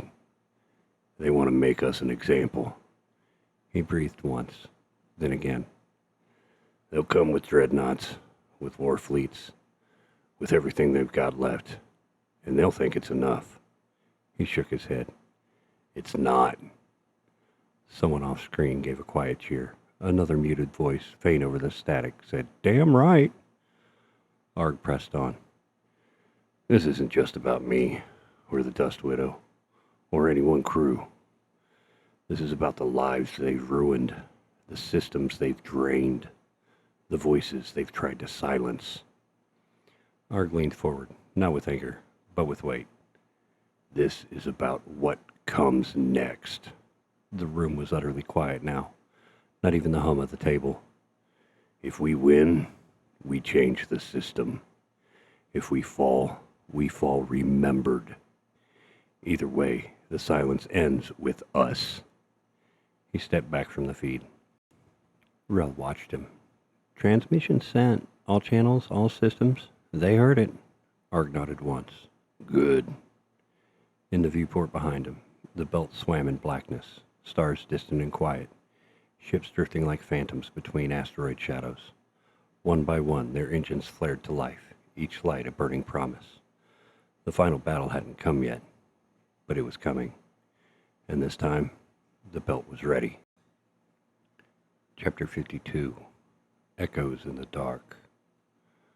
The dreadnought Vermilion Aegis moved through the belt like a leviathan, dragging the weight of war behind it. Its black hull glinted under solar scatter, broad as a city block and bristling with 1,000 weapon systems, all cycling hot. Flanking it were 2 cruisers and a net of gunboats, fanning in formation like dagger teeth. Inside the command bridge, Admiral Cilius stood before a wall of tactical data, lips thin, jaw locked. He watched the live updates from long-range recon, drone feeds, thermal signatures, EM spikes, and the massive geo-coordinates of the belt's outpost where the rebels had last broadcast. "You're in there," Cilius said. "You heard that broadcast. You saw what they did to the Vigilants. Now they're hiding in their shell, waiting for us to knock."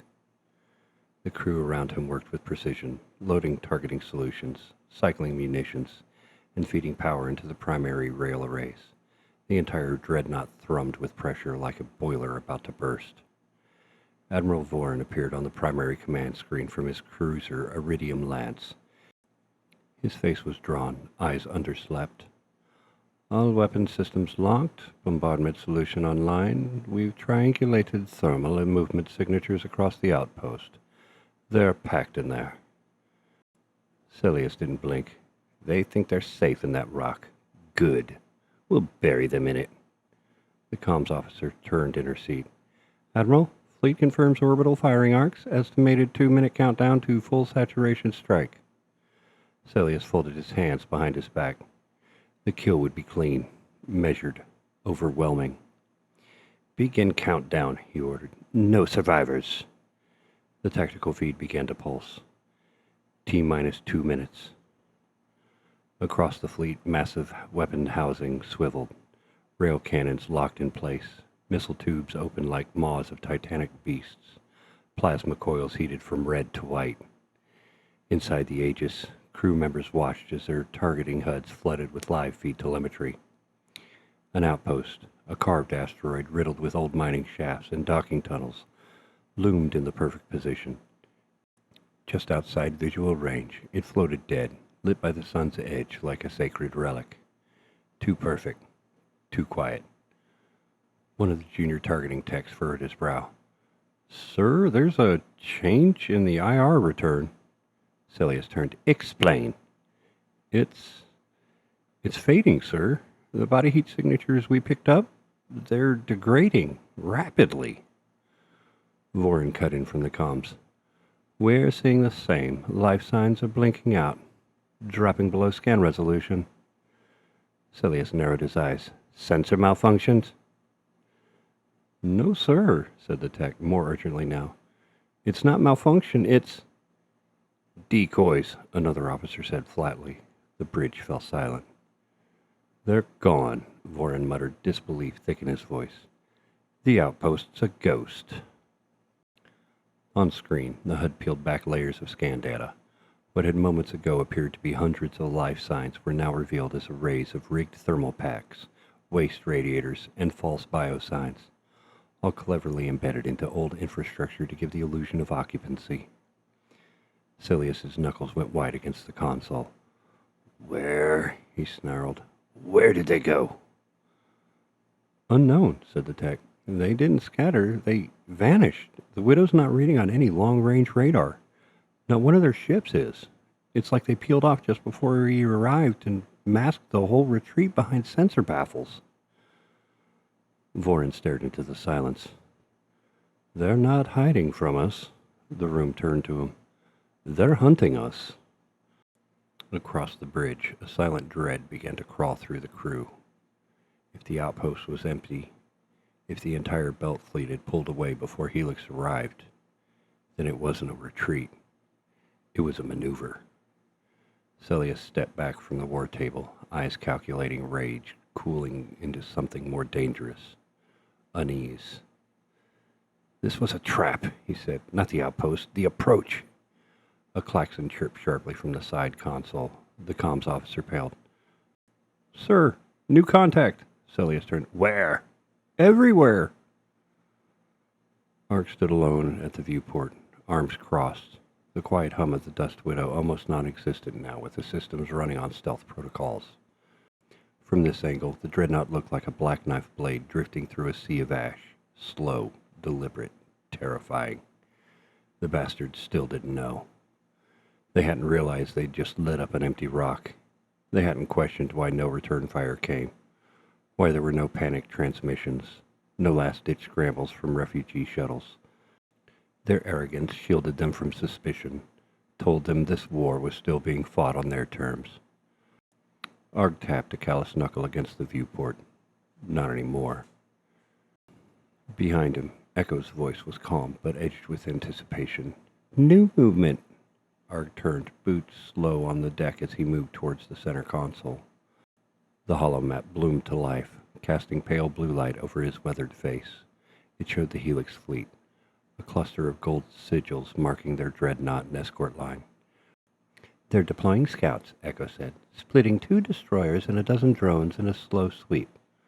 Direction? Vectoring toward the debris field past the old reactor lattice. Arg nodded. Looking for survivors. Or new targets. Another few seconds ticked by. More movement now. One of the cruisers peeled off from the formation and began adjusting its trajectory.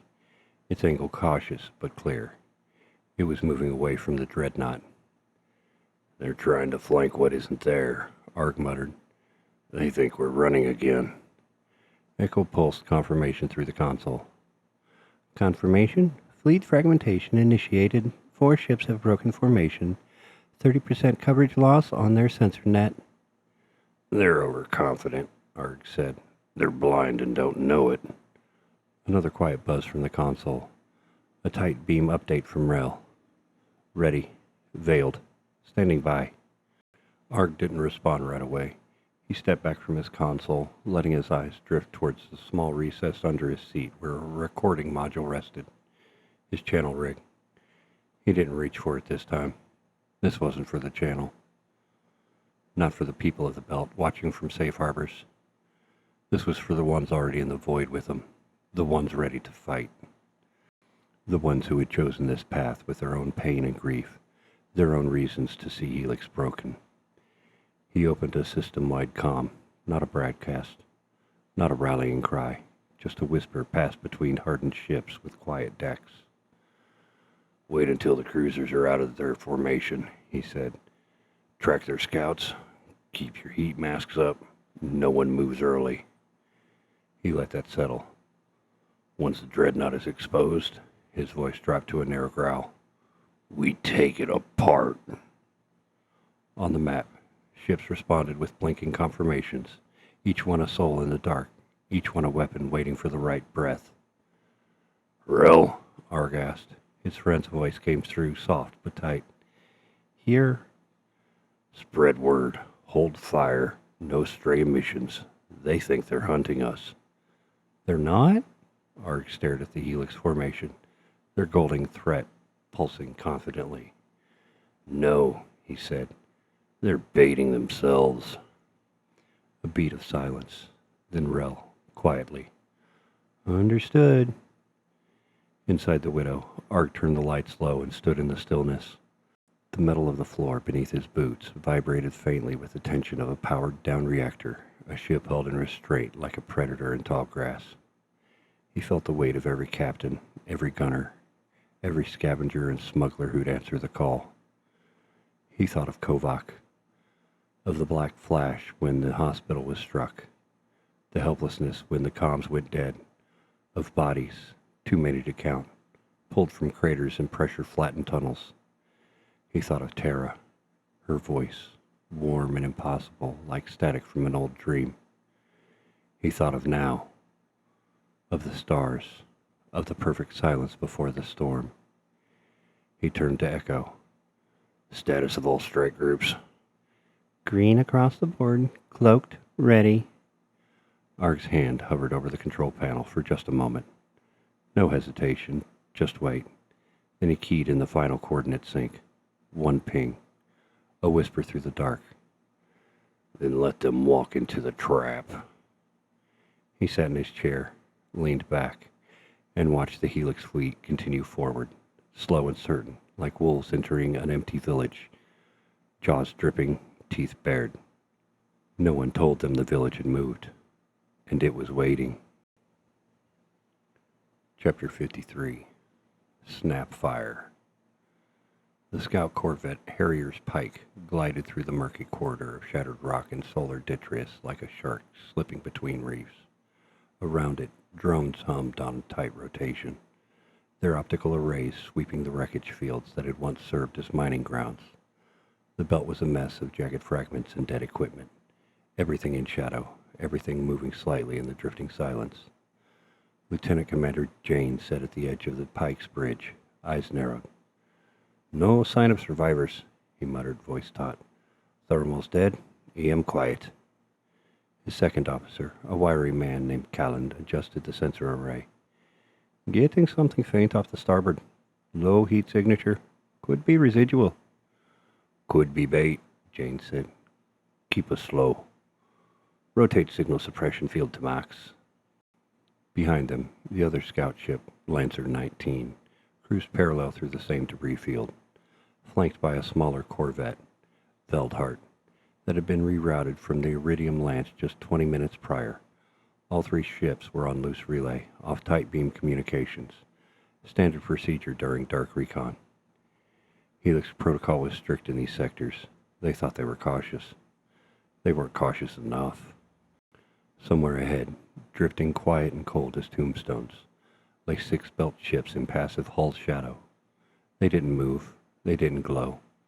Their weapons were already spooled, rails magnetically locked into energy casings set to burst the moment the signal came.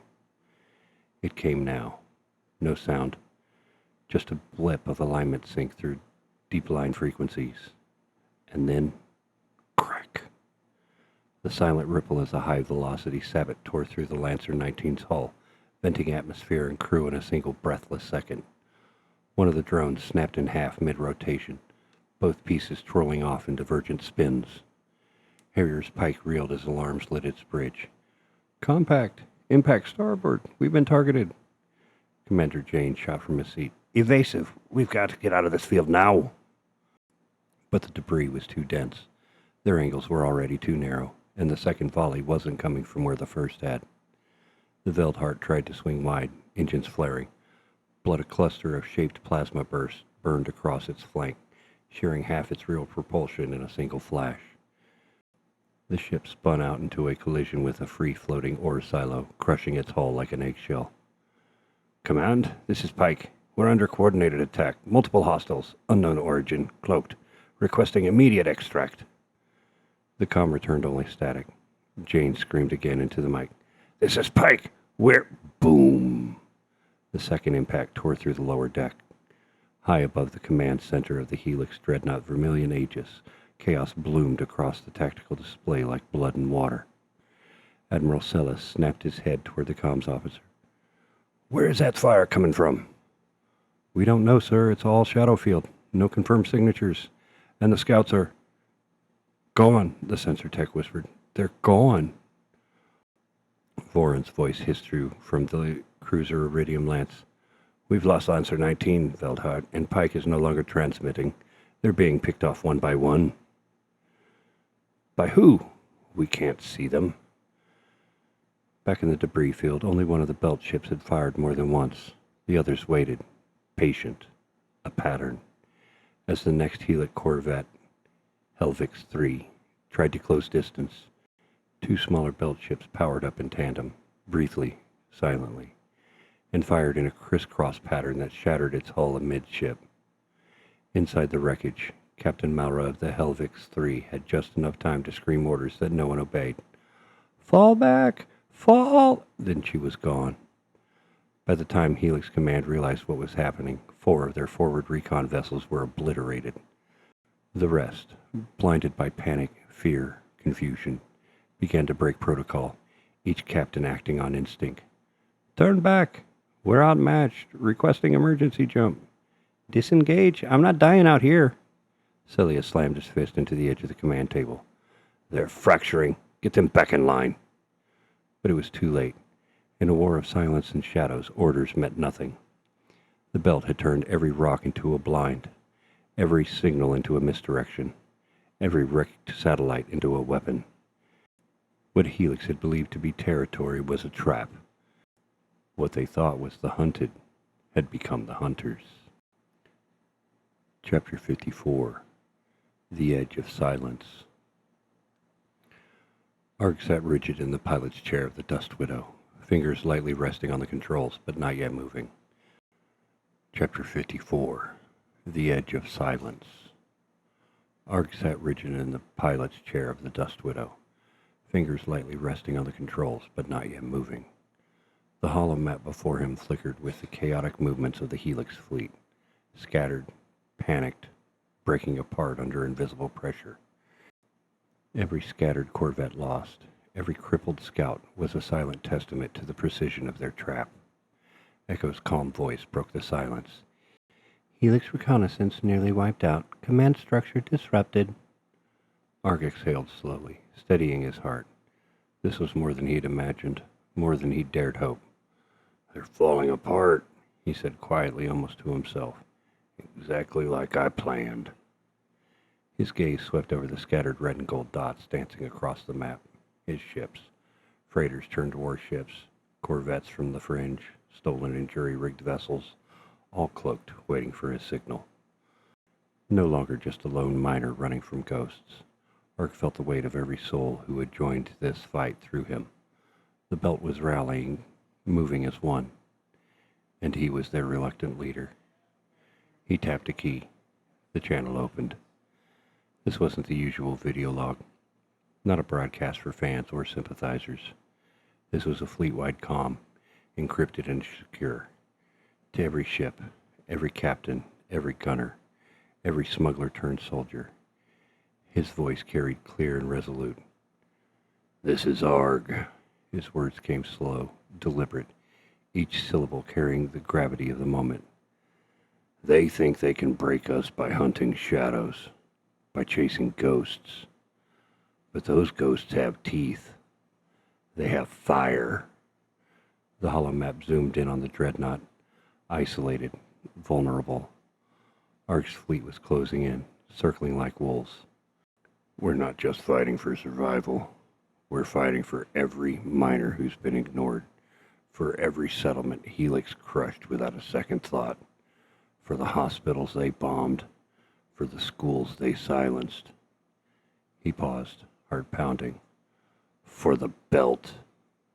A chorus of acknowledgments blinked across the map, captains affirming, weapons powering up, shields humming. Echo's voice chimed softly. All strike groups are synced and ready. Arg's eyes hardened.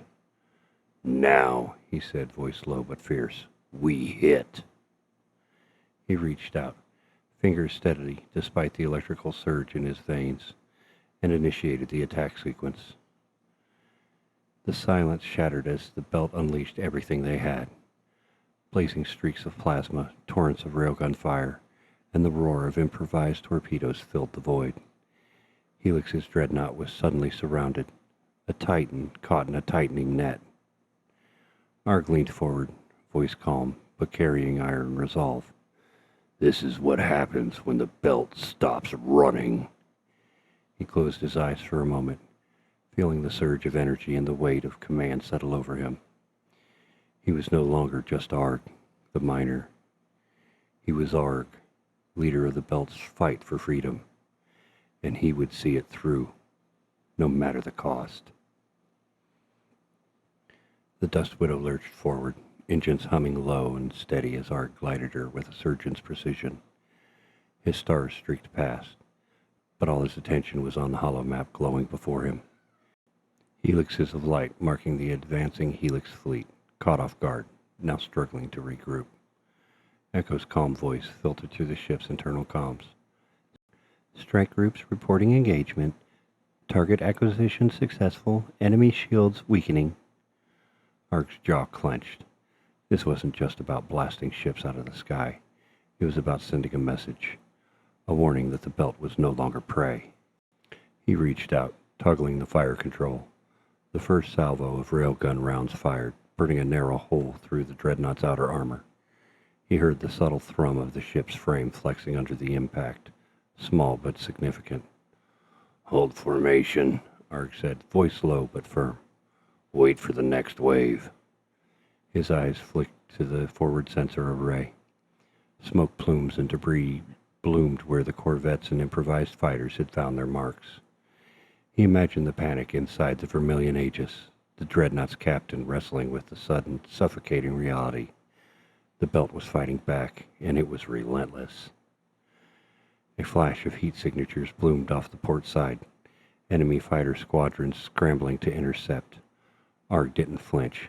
Echo, deploy countermeasures, open secondary channels for flak batteries. The AI responded instantly, sending out pulses that danced through the electronic ether, scrambling target systems and disrupting missile lock. Arg's mind flickered, as it always did when the fight got close.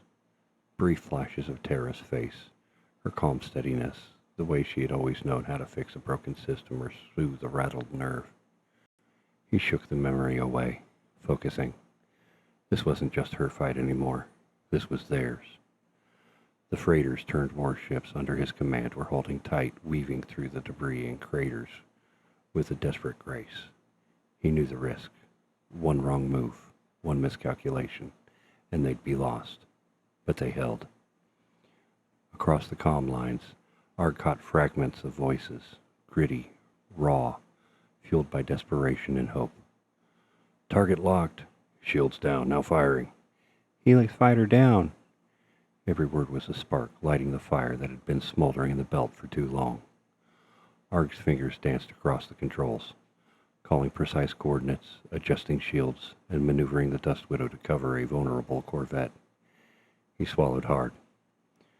I'm getting too old for this, he muttered, voice rough with fatigue. But if not me, then who? His hand hovered over the comm button, then pressed it. This is Arg. Hold your lines. Protect each other. No one falls today. Silence filled the cabin for a heartbeat, then a flood of responses, a chorus of resolve and determination echoing through the void. He leaned back, muscles tight but steady, eyes locked on the battle unfolding. This was more than survival now. This was war, and Arg was ready to see it through. Chapter 55. The Belt Fleet. Captain Silas gripped the worn armrest of his command chair aboard the Iron Drake, a retrofitted freighter converted into a makeshift warship. The hull groaned beneath them with every burst of fire exchanged in the void outside, a constant reminder that the line between survival and destruction was razor thin. Through the viewport, the chaotic dance of laser streaks and explosions painted a brutal ballet of destruction. The Helix Dreadnought Vermilion Aegis was bleeding shields and armor, but still held fast, firing its heavy batteries with lethal precision. "Damage report," Silas barked. "2 turrets offline, hull breach on deck 4, but engines holding," his tactical officer replied, voice strained. Silas nodded grimly. "Keep her steady. We're not done yet." The ship shuddered violently as a salvo of plasma rounds struck near the bridge. The alarm screamed. Lights flickered, but the crew worked like a well-oiled machine, patched wounds on the fly, firing back with desperate ferocity. Then the comm crackled. "Iron Drake, this is Arg.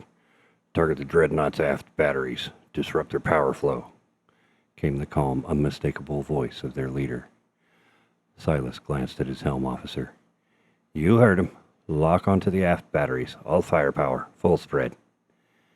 As the Iron Drake's weapons roared, Silas felt something stirring deep inside, a surge of hope that hadn't been there at the battle's start. He scanned the tactical display, watching Helix vessels falter and fall. The enemy lines were breaking, slowly but unmistakably. He leaned forward, voice low enough for his entire crew to hear, even over the din. "I think that this crazy bastard may have just pulled it off. I think we have almost won." Murmurs rippled through the bridge, eyes brightening with a fierce resolve. The fight was far from over. The Vermilion Aegis still fought like a cornered beast, but the tide was turning, and Silas, like everyone else, was ready to ride that wave all the way to victory. Captain Rel's hands tightened around the warm metal rail of his command console aboard the Nightjar, a nimble corvette slicing through the chaos like a hunting falcon. The hum of thrusters and the steady pulse of weapon systems were the soundtrack of a war that had stretched too long, too brutal to be forgotten. Around him, his small crew moved with precision and grit, eyes flickering between instrument panels and view screens, glowing with the carnage of the fight. "Enemy fighters closing in port side," his tactical called out, voice clipped but tense. "Raise flak barriers," Rel commanded. "Don't let them pin us down." The corvette shuddered as flak cannons spat fiery bursts, cutting arcs through the enemy's attack runs. One fighter exploded in a blossom of molten metal, and Rel felt a flicker of fierce satisfaction. He glanced at the comms interface, where Arg's earlier broadcast still played in his mind, the voice steady, commanding, a beacon in the storm. Rel's jaw tightened. This wasn't just about survival anymore. It was about something bigger, a fight for every free soul in the belt. A sudden alert flashed red, Nightjar's shields flickering under heavy fire. "Shields holding at 60%, the engineer reported, sweat streaking down his grime-covered face. "Keep them up. Divert powers from the engines if you have to." Then the tactical officer's voice cut through. "Dreadnoughts aft batteries are offline. Weapon systems compromised." Rel allowed himself a slow breath. "We're breaking them," he said quietly, voice barely audible, but filled with something raw and real. Hope. "Captain," the comms officer interrupted. "Arg is ordering a coordinated strike on the main bridge." Rel's eyes narrowed, mind sharpened. "Prepare to engage. This is the moment we've been waiting for." He turned to his crew, voice rising to steel and fire. "This is it. Push hard. Show them the spirit of the belt." The Nightjar surged forward, weaving through the debris and fire, carrying with it the desperate courage of a people refusing to be crushed. Captain Myra Voss leaned heavily against the bulkhead of her battered corvette, the Hammerhead. Her dark eyes scanned the flickering tactical display, each red dot representing a Helix vessel taking heavy fire, or worse, gone silent. The steady thrum of the Hammerhead's engines was almost comforting amidst the chaos, a reminder that they were still in the fight. "Captain, enemy freighters are targeting our aft shield generators," her weapons officer warned, voice tight. Divert all available power to shields. We can't afford to lose them now, Myra ordered. She clenched her fist. This was a war of attrition, brutal and unforgiving, but the belt had grit like no other. A crackling burst came over the comms. Voss, this is Arg.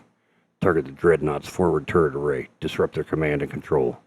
His voice rang clear and steady through the static. Myra nodded to her helmsman. You heard the man. Full spread on those turrets, now. As the hammerhead unleashed a torrent of fire, Myra felt a flicker of hope, a rare moment where the tide seemed to be turning. She looked out the viewport and saw the vermilion Aegis shudder as energy bolts slammed into its hull. Her voice dropped, rough but resolute. We're making them bleed. Keep pushing. No mercy. A sudden lurch threw her off balance. Another explosion rocked the ship, knocking out a section of communications arrays. The ship's medic rushed past, murmuring prayers beneath her breath. Myra straightened, gaze hardening. This is for every miner, every station they've bombed, for every life they've tried to crush. She gritted her teeth. This is our fight now. Arg's hand hovered over the controls of the Dust Widow, eyes scanning the holographic map pulsing before him. The battlefield was a chaotic constellation of fire and smoke, but his fleet was holding the line. The scattered Helix ships were faltering under relentless pressure, but the fight was far from over. Echo, status report, Arg ordered, voice calm but edged with tension. The enemy's main dreadnought is heavily damaged but still operational. Secondary targets are falling rapidly. Friendly units report increased morale, came the AI's steady response. Arg took a slow breath, feeling the weight of command settle deep in his chest. Every transmission he heard, every rugged voice of a freighter captain, every fierce cry from the bridge of a corvette, was a reminder that this was no longer just his fight. It was theirs. His eyes flicked to the feed from Captain Silas aboard the Iron Drake, reporting on the status of the aft batteries, then to Captain Voss on the Hammerhead, coordinating their strikes with grim precision. He could almost feel the pulse of the belt itself coursing through the fleet, the stubborn heartbeat of a people refusing to be broken. Prepare for coordinated assault, Arg said, voice low but resolute. All units, synchronize fire on command. We end this here. The Dust Widow shuddered as he engaged the engines, moving into position to oversee the final push. Arg's fingers tightened on the controls, heart hammering. This is the moment we've been waiting for, he muttered. A flicker of memory flashed briefly, a quiet strength of Tara, her laughter echoing through the silence of space long gone. He shook it away, focusing on the now. Let's finish this. Chapter 56. Assault. The void outside the Dust Widow's viewport exploded into a chaotic storm of light and sound. Laser bolts sliced through the darkness, tracing deadly arcs toward the enemy ships. Explosions blossomed like cruel stars, igniting clouds of debris that shimmered and faded in the zero-G silence. Arg sat rigid in the command chair, fingers tight around the control yoke, eyes locked on the tactical displays that flooded the bridge with data. The dreadnought Vermilion Aegis loomed ahead, its massive frame scarred and smoking, but still fighting tooth and nail. Echo, weapon status, Arg demanded. All systems nominal, railguns charged, missiles ready, countermeasures deployed. The AI replied smoothly. Arg's breath hitched. Target aft turret array, fire when ready. A thunderous roar shattered the tension as railgun slugs tore through the Vermilion's armor. The dreadnought shuddered violently, sparks flying from exposed conduits. The aft turrets died with a heavy, grinding silence. Direct hit, Echo confirmed. The corner of his eye, Arg caught the flashing icons marking the position of the rest of the fleet. The Iron Drake, Hammerhead, Nightjar, all converging, their firepower pouring like molten metal into the enemy's defenses. He heard the sharp staccato bursts of flak cannon slicing through incoming fighters, the shrill whistle of missiles being intercepted mid-flight. Arg's pulse pounded in his ears, adrenaline lacing his veins like liquid fire. This is it, he muttered. No turning back. A sudden jolt rocked the Dust Widow, warning lights flaring as enemy fire peppered the hull. Shields at 50%. Echo reported calmly. Arg slammed the throttle forward, weaving with fierce determination through a hailstorm of plasma and debris. The ship's hull groaned under the strain, but the old hauler held. Scars from years of solitude, now armor against destruction. Ahead, the Dreadnought's main bridge blazed with internal fires, damage spreading like wildfire. "Prepare boarding teams," Arg commanded, voice steady despite the chaos. "We're ending this up close." His mind raced through the drills, the countless hours alone in the belt, fixing broken systems, pushing through isolation, and now leading a fight that would decide the fate of thousands. The Dust Widow surged forward, engines blazing, a spearhead for the ragged fleet trailing behind. Arg stared down the enemy's last defenses with cold resolve. "Let's finish this," he said, voice barely above a whisper. Commander Heldon Vex gripped the edge of the tactical display, knuckles white, as the Vermilion Aegis's bridge erupted in a storm of warnings, screams, and the hollow thrum of failing systems. The air reeked of coolant and burning insulation. Sparks showered from a blown conduit to his left, and a fire suppression drone zipped past in a blur of red lights and chemical foam. "Where's our flanking squadron?" Vex shouted, voice raw over the rising pitch of the klaxons. Gone, sir. All 6 corvettes destroyed or disabled. Iron Drake tore through the formation, like they knew exactly where to hit, yelled his lieutenant, face half lit by the pulsing red glow of emergency lights. Vex turned to the main viewport just in time to see another Helix destroyer spiral into a spinning wreck, its reactor blooming into a silent white-hot nova. He tasted bile. "They're concentrating fire on our aft. Redirect power to real shields and reroute fire controls to Grid 4. "Sir, Grid 4 is gone. That deck's vented." "There," another officer started, but the ship lurched beneath them. The deck buckled. Half the lights went out in an instant. "We're losing control of the bridge turrets," someone cried from weapons control. The comm channel sparkled again. Another captain, voice frayed by the terror. "We've lost helm. There's too many of them. They're not fighting like miners. They're fighting like soldiers." Commander Vex bared his teeth, the tendon in his neck strained. "This is a freighter fleet. We crushed Kovac, burned their schools and their hospitals to break them. Where are their screams now?" Another explosion rocked the command tower. The lights flickered, then went dark entirely, save for the backup glows and the flickering of flames licking at the wall panels. And then came the final blow to his pride. "Dust Widow is on final approach," said the comm officer, voice suddenly quiet, like she was whispering to death itself.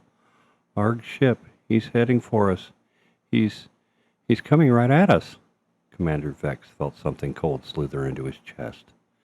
They should have crushed this man, one ship. This void miner. He stood there in the flickering dark, the battle collapsing around him. "They're going to board us," he said flatly. Chapter 57. Void Miner. The Dust Widow's hull vibrated beneath Arg's boots as she pitched through the shredded remnants of Helix's last defensive formation. The shields were flickering. Her armor blackened and cracked in a dozen places. But she held. She always did. Arg stood in the forward cockpit, eyes locked on the glowing bulk of the Vermilion Aegis. It looked less like a dreadnought now, and more like a burning corpse still fighting to breathe. One side half-gutted, hull plating peeling back like broken ribs, lights flickering like dying nerves. "Range?" he asked. Echo's voice crackled to life. 300 meters and closing. Auto-docking will be impossible in current debris field. Manual EVA required.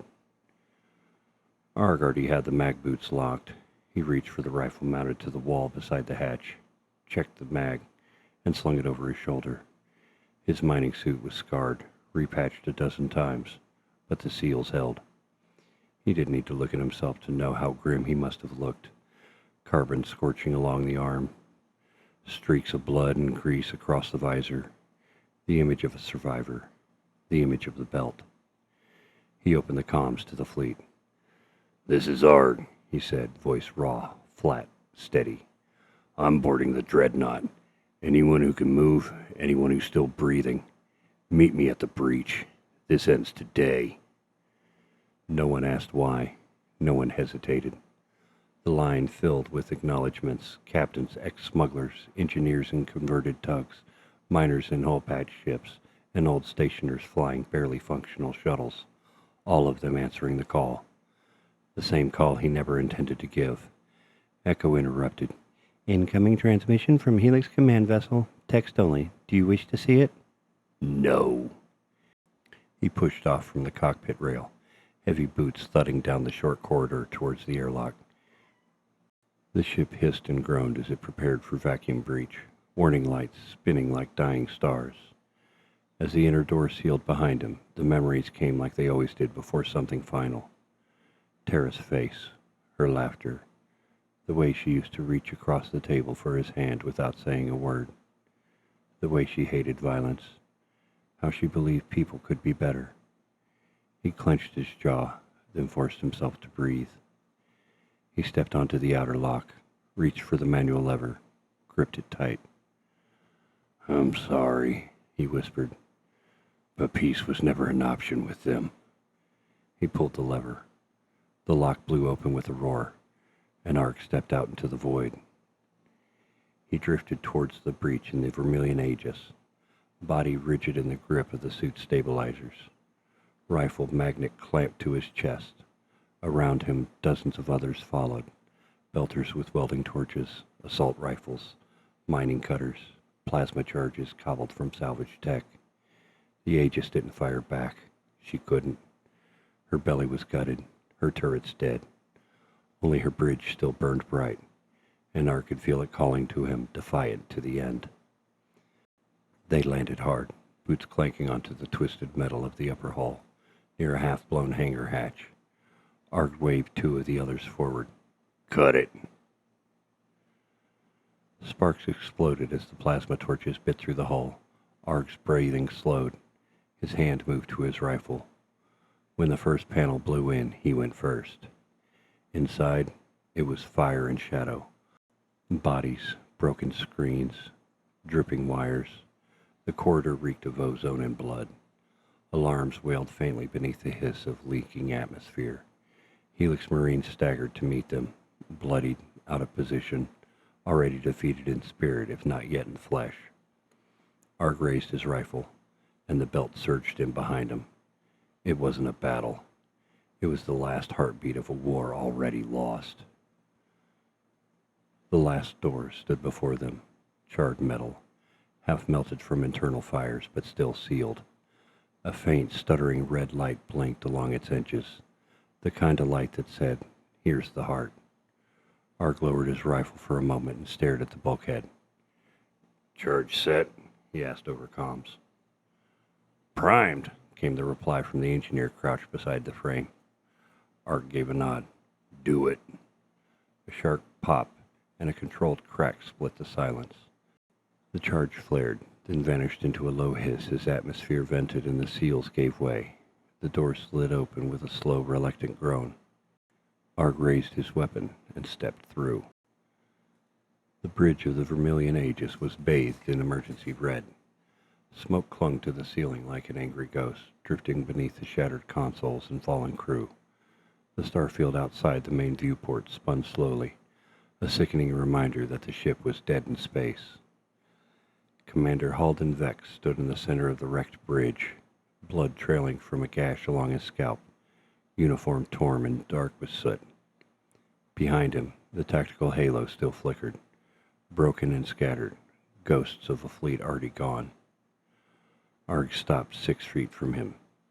"Commander," he said flatly. Vex stared at him with bloodshot eyes. "You," he rasped. Arg didn't raise his weapon. Didn't need to. "You burned hospitals," he said quietly. "You bombed schools." "We were ordered to break your will," Vex spat. "You people are a disease, parasites clinging to a dream of independence. You should have stayed quiet." Arg's voice didn't raise. It didn't need to. "I was quiet. For years." Vex staggered forward, his pride carrying him more than his legs. "You think you've won something? You think the belt can hold what it's taken? Helix will rebound. We always rebuild. Arg looked at him, not with hatred, but with the exhausted, hollow understanding of someone who's seen too much. I'm not here for victory, Arg said. I'm here to end something that should have never started. He stepped forward and struck Vex across the face with the butt of his rifle. The commander collapsed to his knees. Behind Arg, the other Belters filed into the bridge, silent, bruised, bloodied. They watched as Arg took the helm of the greatest warship Helix had ever fielded, now just another broken monument. Arg turned to the crew. Shut it down. All of it. Get us a signal out. He walked to the center of the ruined bridge and stared out the viewport. He could see the dust field of the belt shimmering in the distance. We're done here. Chapter 58. Aftermath. The fires had gone out. Wreckage drifted in slow orbits across the void. Metal fragments, scorched panels, shattered hulls, and reactor cores bleeding light into the dark. The war had moved in pulses. Now there was only silence. Arg sat alone in the bridge of the Dust Widow. The lights were low. The hum of life support was the only sound. He hadn't spoken in hours. Echo had learned to stay quiet in those stretches. The AI ran diagnostics, cycled filters, monitored external scans, all without a word. It knew when Arg needed space. He stared through the viewport. The stars were the same as always, unfeeling, infinite. But something felt different now. A soft chime interrupted the silence. Incoming transmission, Echo said gently. Multiple sources, compiled into a fleet-wide loop, visual attached. Arg raised his eyes.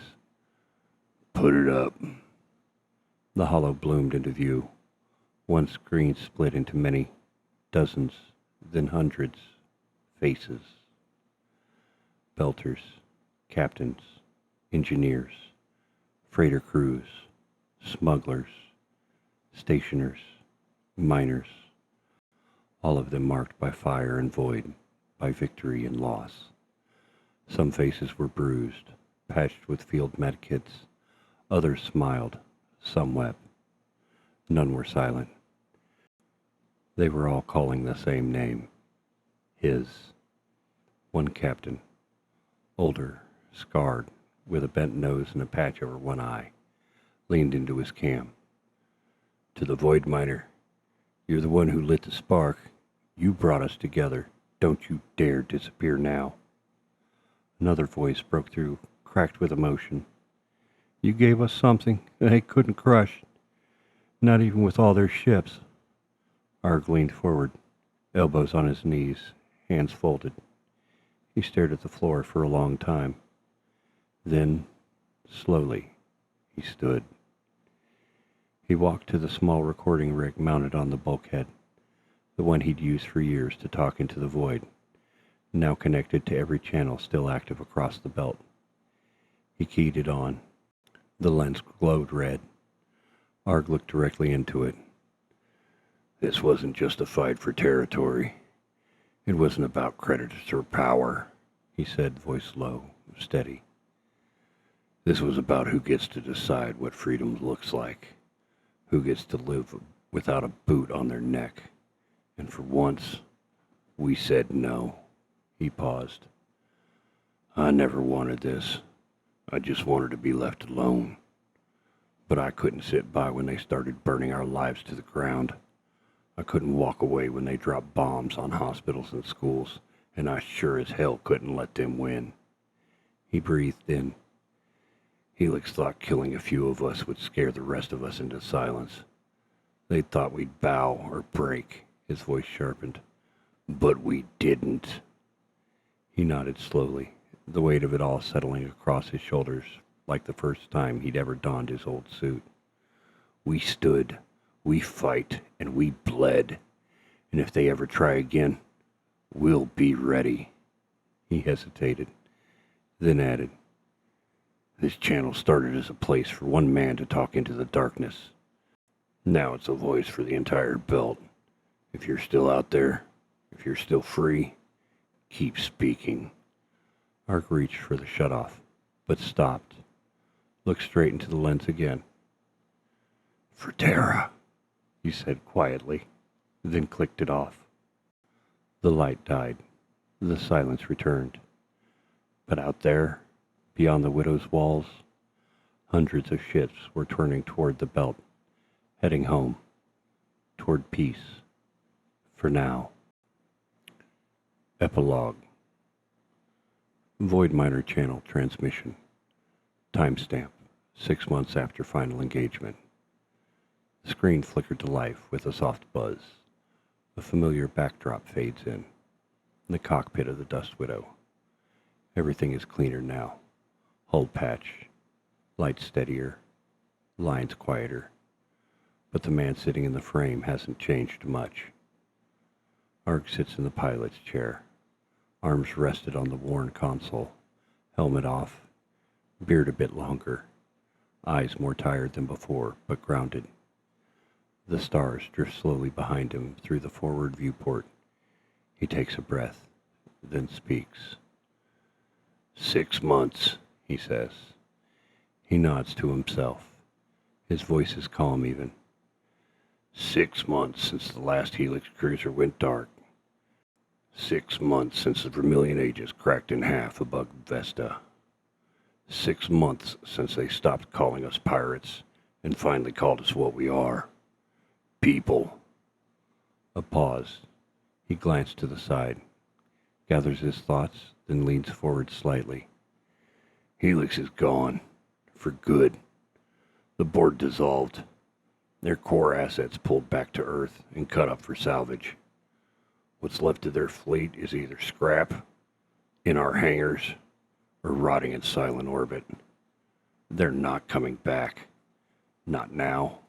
Not ever. His voice hardens for just a beat. And the belt? He nods slowly.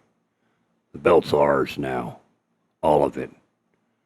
We're not a collection of old rigs and shattered stations anymore. We're a territory. A community. A people.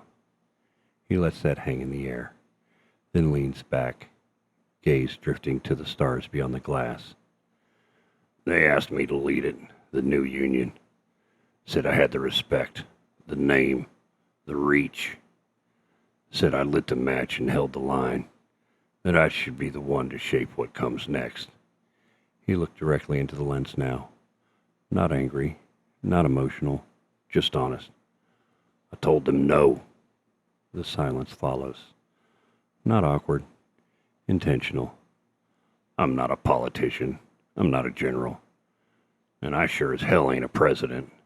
He shifts in his chair, expression softening. I'm a miner. I haul rock and cut ore and talk to myself when the void gets too quiet. It's what I was before the war.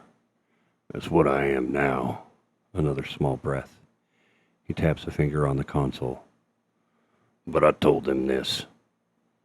If the day ever comes when someone else thinks they can put a boot back on the neck of the belt, if they try to take what we've built, or silence the voices we bled to keep free, Arg's eyes narrowed, voice dropping lower, steadier. Then they'll find me right here, still flying, still watching, still ready.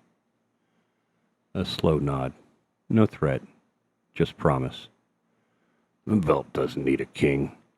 It just needs people who don't back down.